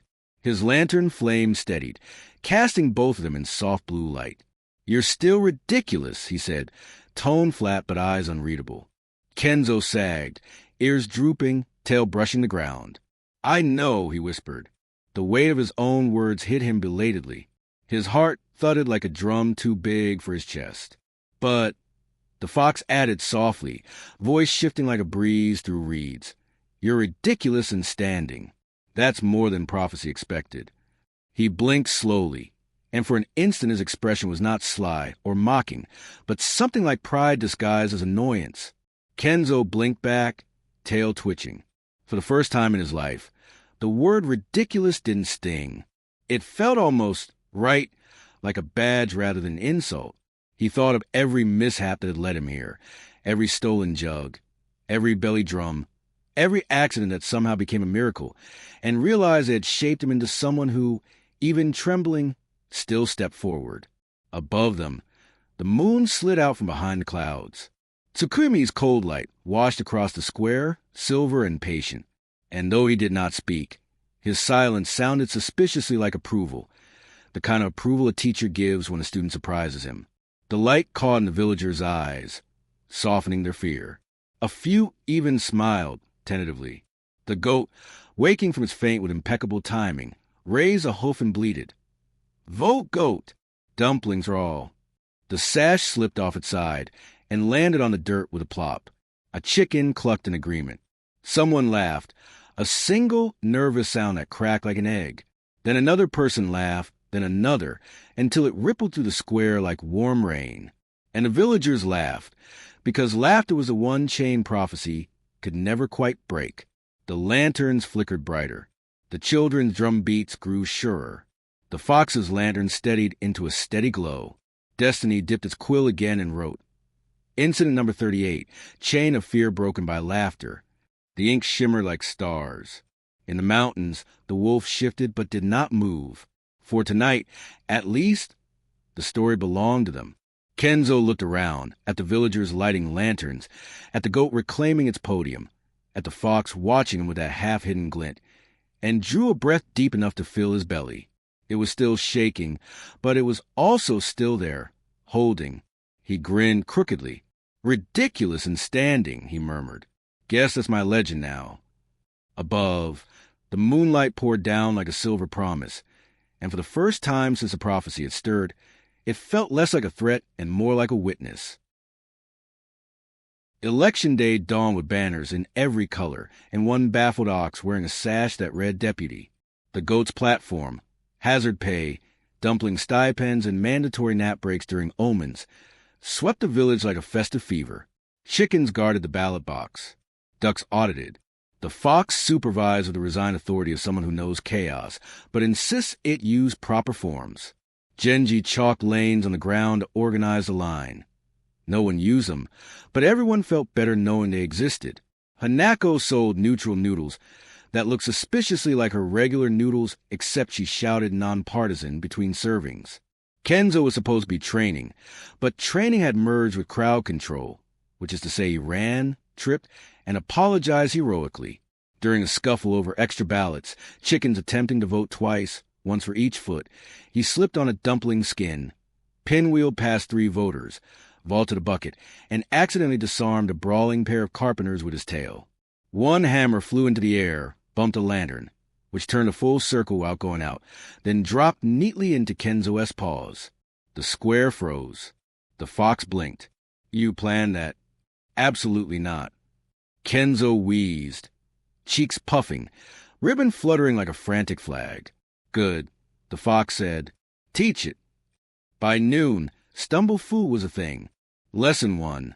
Momentum is a weapon, preferably pointed away from pottery. Lesson 2.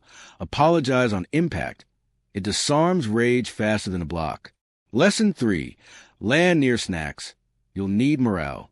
Lesson 4, added by Genji after a tragic encounter with Broomrack. Do not weaponize brooms unless supervised. Children mastered it instantly, converting playground chaos into a disciplined strategic tripping. Genji called it undignified until Kenzo tumble-parried his broom and set it gently back in his hands without breaking a single straw. Even the goat approved, feigning strategically to create tripping hazards for would-be saboteurs, and then popping up to claim credit for terrain control. The ballot mechanism, pebbles in jars labeled with tiny painted symbols, clicked and clinked all afternoon. Ducks, wearing little abacai around their necks, audited with ruthless quacks whenever someone tried to shove in an extra stone. A turtle served as a slow-moving, incorruptible courier between the counting table and the official ledger. Destiny loitered on a roof with a quill and a bag of roasted chestnuts, trying to look impartial while very obviously rooting for a good story. Campaign promises flew like sparrows. 2 dumplings per feint, the goat declared from atop a crate. 3, shouted Hanako on behalf of fiscal responsibility, but with sauce. A pig, running as an independent on a platform of mud for all, insisted on equal access to puddles. The ox, still baffled in his deputy, sash, nodded solemnly at everyone and was widely praised for his statesmanship. Kenzo, between lessons and apologies, found himself doing small, useful things he hadn't known he could do. He caught a toddler before she face-planted into the ink pot. He righted a toppled banner.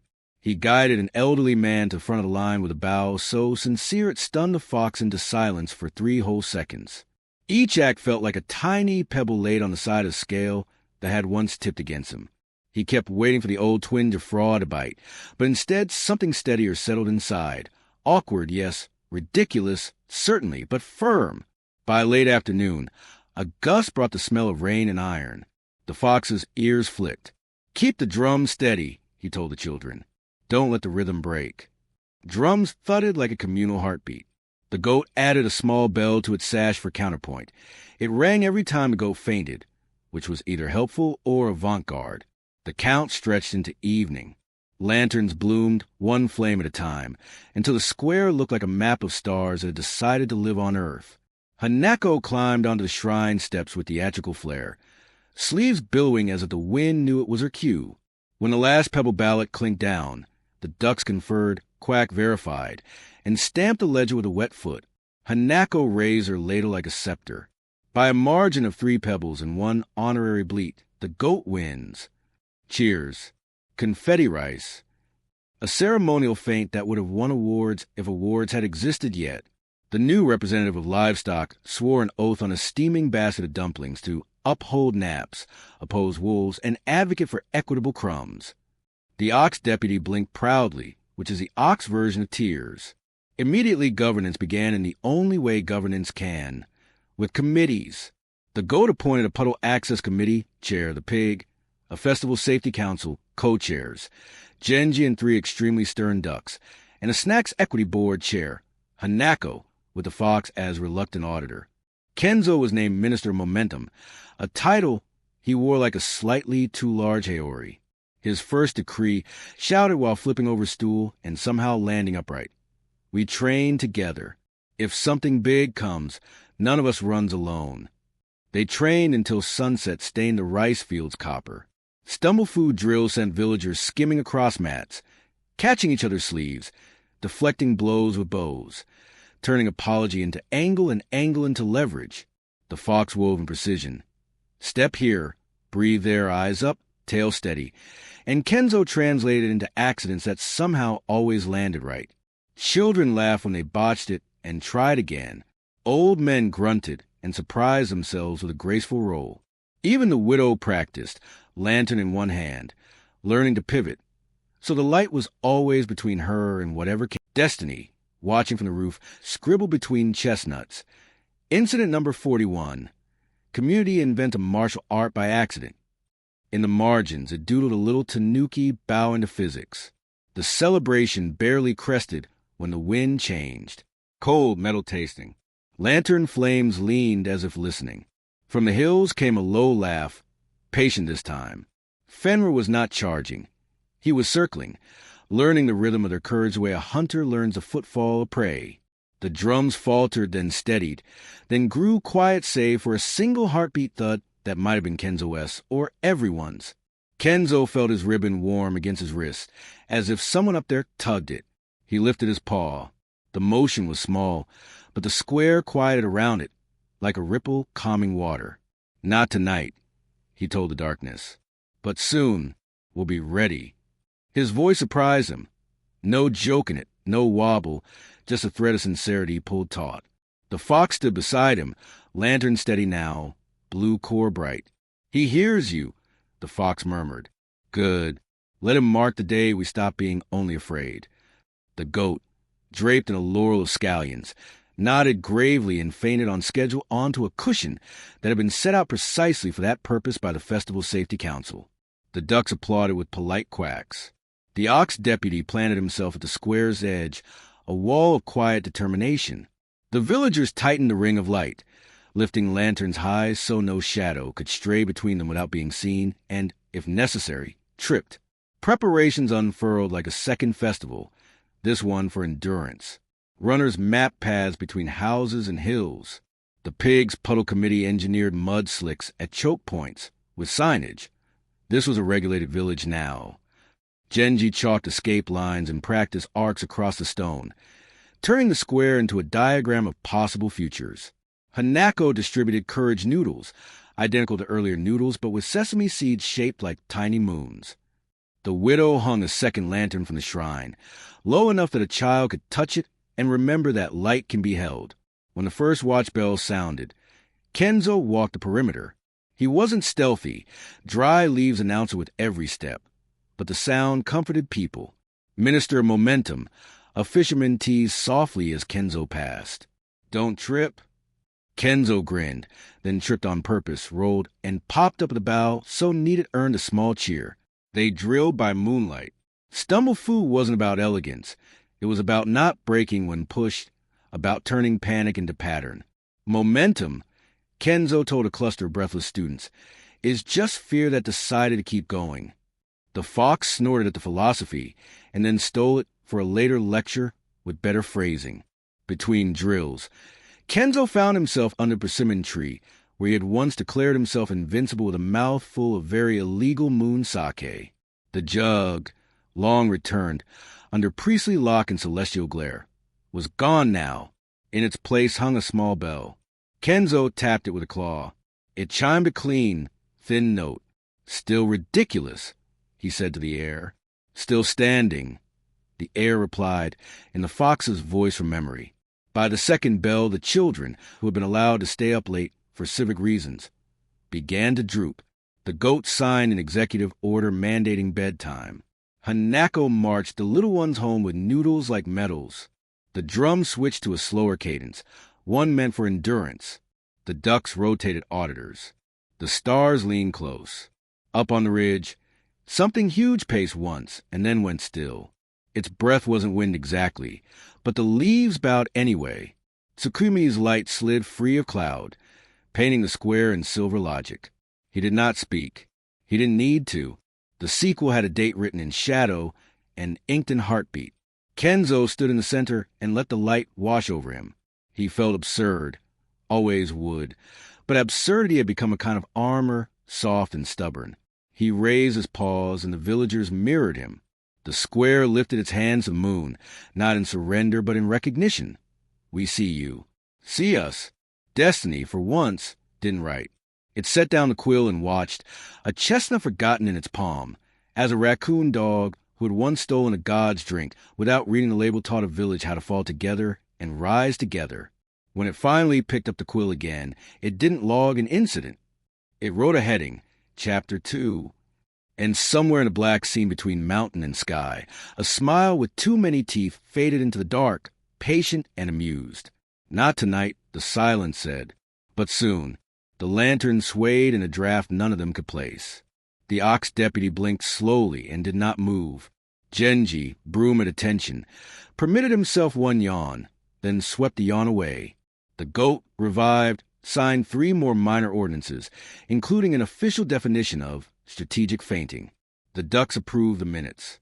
The pig adjourned the puddle committee with a splash. Kenzo let out a breath he hadn't realized he'd been holding. The ribbon cooled on his wrist. He turned to the fox. "When he comes," Kenzo said, "I'll probably still fall." The fox's mouth tilted. "Then fall where it matters," he said, and lifted the lantern a fraction higher. They stood there until the last bell, until the night loosened its grip and let dawn stain the eastern edge of the world apricot. The banners hung limp and lovely. The baffled ox wore his sash like destiny. The goat dreamed of dumpling stipends and woke with a cry of motion carried that no one seconded but everyone felt. Morning arrived not with relief but with readiness. The square was a map. The people were a circle. The story at last had room, and if the horizon held the shape of a wolf between breaths, well, so did their courage. Kenzo rolled his shoulders, shook out his paws, and laughed softly, not for show this time, but because laughter had made space inside him for fear to sit down without owning the house. "All right," he told the day. "Let's practice falling some more." Above, the moon lingered a heartbeat longer than usual before fading into pale blue. Somewhere far beyond sight, a chain made of impossible things remember how to sing. And in the ledger of the world, a smudge where an incident might have gone remained clean, held open for the date destiny already knew was coming. The village awoke to the aftertaste of victory and the looming smell of prophecy. Victory, of course, was a goat's narrow win at the polls, an event historians would one day misinterpret as a revolution, but which was mostly feigning with better branding. Prophecy, however, had sharper teeth. Everyone had heard Fenrir circling. Everyone had felt the cold laughter coil across their lanterns. And everyone knew the wolf would return. Not gagging this time, not fooled by rhythm or sincerity. Next time, Fenrir would bite until the world ended, unless a dumpling-fueled tanuki could wobble his way into history's throat again. So the villagers decided, collectively and against Kenzo's wishes, that training must intensify. "If the wolf circles, we circle back," Genji declared, already tightening his broom like a spear. "No more stumbling. We need discipline." Hanako raised her sake jug. "Or more stumbling, but with flair." Children clapped. Chickens pecked affirmatively at grain, arranged into the word train. And the goat, freshly elected, fainted upon the podium before waking to announce, "As representative of livestock and nap enthusiasts, I endorse further preparation, plus dumpling stipends for all participants."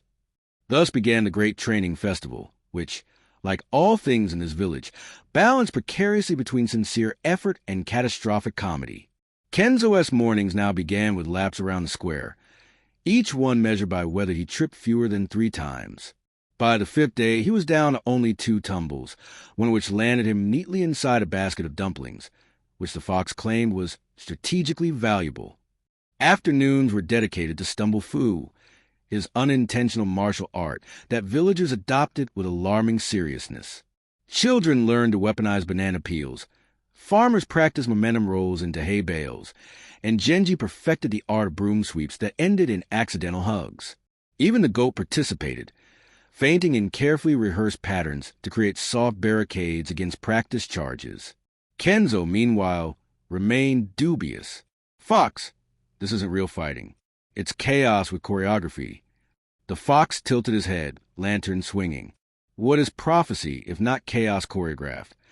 Kenzo blinked and muttered, "That's annoyingly wise." Evenings belonged to the widow, who taught lantern discipline. She lined villagers in rows, each holding a flame. Light must not falter, even when fear shakes your hand. A lantern dropped is a vow broken. Kenzo tried truly, but his paws sweated and his belly drummed every time someone mentioned wolves. Yet somehow, each time his flame flickered, the widow steadied it with a smile that carried more strength than any staff. "It is not about holding without shaking," she told him, "but holding anyway." Night after night, the square glowed brighter. Lanterns swayed like stars. Laughter stitched through drills. And although Kenzo still tripped, still wobbled, still cursed the unfairness of moons and wolves and elections involving goats, something undeniable grew around him. Not skill, not grace, but steadiness. He kept standing. He kept trying. And the villagers, instead of mocking him, mirrored him. Of course, Destiny noticed. Destiny always notices. From the mountains came tremors, subtle at first, then heavier. Fenrir's laugh became less like distant thunder and more like claws scratching closer. At first, only the fox flinched when the sound brushed the lantern flames. But soon children grew quiet. Chickens stopped pecking, and even Hanako drank slower. Prophecy was no longer waiting. It was pacing. One night, while the goat delivered a particularly stirring speech about dumpling equality for barn animals, the sky split with light. The moon descended, pale and cold. Tsukuyomi's gaze sharper than blades. He looked at Kenzo, at the villagers, at the fainting goat still wearing a campaign sash that now read, "Nap Rights Forever." His voice rolled across the square like water turned to glass. "You prepare," he said. "You wobble, you faint, you stumble, you laugh. But will you stand when jaws close again? When sincerity is not enough, when rhythm falters, when shadows bite, will you still keep the vow?" The villagers looked at Kenzo. The fox looked at Kenzo. The goat fainted again, which in fairness was also directed at Kenzo. Kenzo's tail trembled. His ribbon glowed faintly. He wanted to hide, to nap, to argue that Tanuki were not built for destiny, only for dumplings. But instead he stepped forward, belly wobbling defiantly. "I don't know," he admitted, voice breaking. Gasps rippled through the crowd. "I don't know if I'll stand. I don't know if I'll fall. I don't know if my stupid belly drum will matter again. But I do know this. I won't run. If jaws open, I'll be in them. If vows break, they'll break around me. I lost my hand once for a promise. I'll lose everything else if I must. That's all I can give." The square went silent. Even Destiny, scribbling furiously, paused on the line. Incident number 38. Fool admits doubt, still refuses retreat. Tsukuyomi's gaze softened, barely. "Very well. Then prepare, not for training, not for elections, not for dumpling stipends. Prepare for the end." The moonlight dimmed, leaving only lanterns trembling in mortal hands. The villagers turned to Kenzo, no longer laughing, no longer mocking. For the first time, they saw not just a fool, not just a wobbling Tanuki, but something heavier, a promise that refused a bend. The goat, naturally, chose that exact moment to faint again, breaking the tension like a dropped pot. Laughter returned, messy, desperate, real. And maybe that was better preparation than drills could ever give. Days stretched into weeks. Training grew harsher. Stumblefu evolved into a full-fledged school with official moves like the trip block, the tail sweep apology, and the infamous falling avalanche of snacks.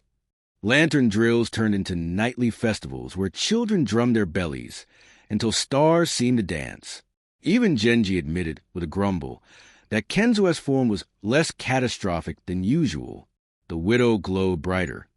The fox regained more of his laughter, and the goat secured a second term before finishing its first. Democracy was confusing like that, yet the closer they grew, the sharper prophecy's shadow pressed. Tremors shook the fields. Crops bent under unseen weight. Chickens refused to lay eggs, citing existential dread. And one night, the ribbon on Kenzo's paw pulsed so brightly it scorched the ground.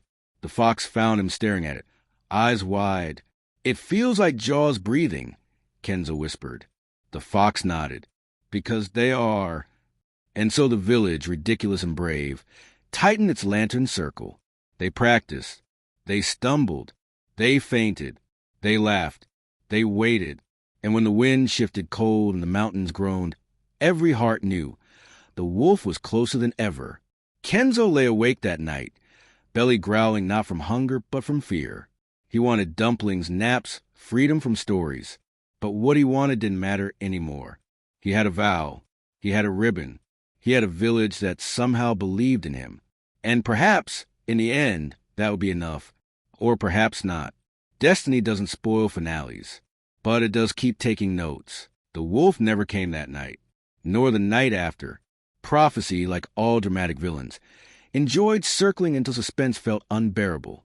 And the villagers, tired of waiting, decided to live anyway. The widow's lantern became the shrine's heart, glowing steady through storms. Children grew up drumming their bellies in rhythm, proud to say they had learned Stumblefu from the great master himself. Hanako opened a tavern called the Wolf's Gag, specializing in sake strong enough to make even gods hiccup. Genji retired his broom, not because it broke, but because the GOAT campaigned successfully for universal nap hours, and sweeping during naps was now illegal. Ah yes, the GOAT. Re-elected 3 times, it pioneered radical reforms. Equal crumbs for all species, mandatory fainting breaks during council, and dumpling subsidies that nearly bankrupted the rice farmers but filled the village with cheer. Historians still argue whether it was the greatest leader of his era or simply the most dramatic. And Kenzo? He remained Kenzo. He stumbled. He tripped. He panicked.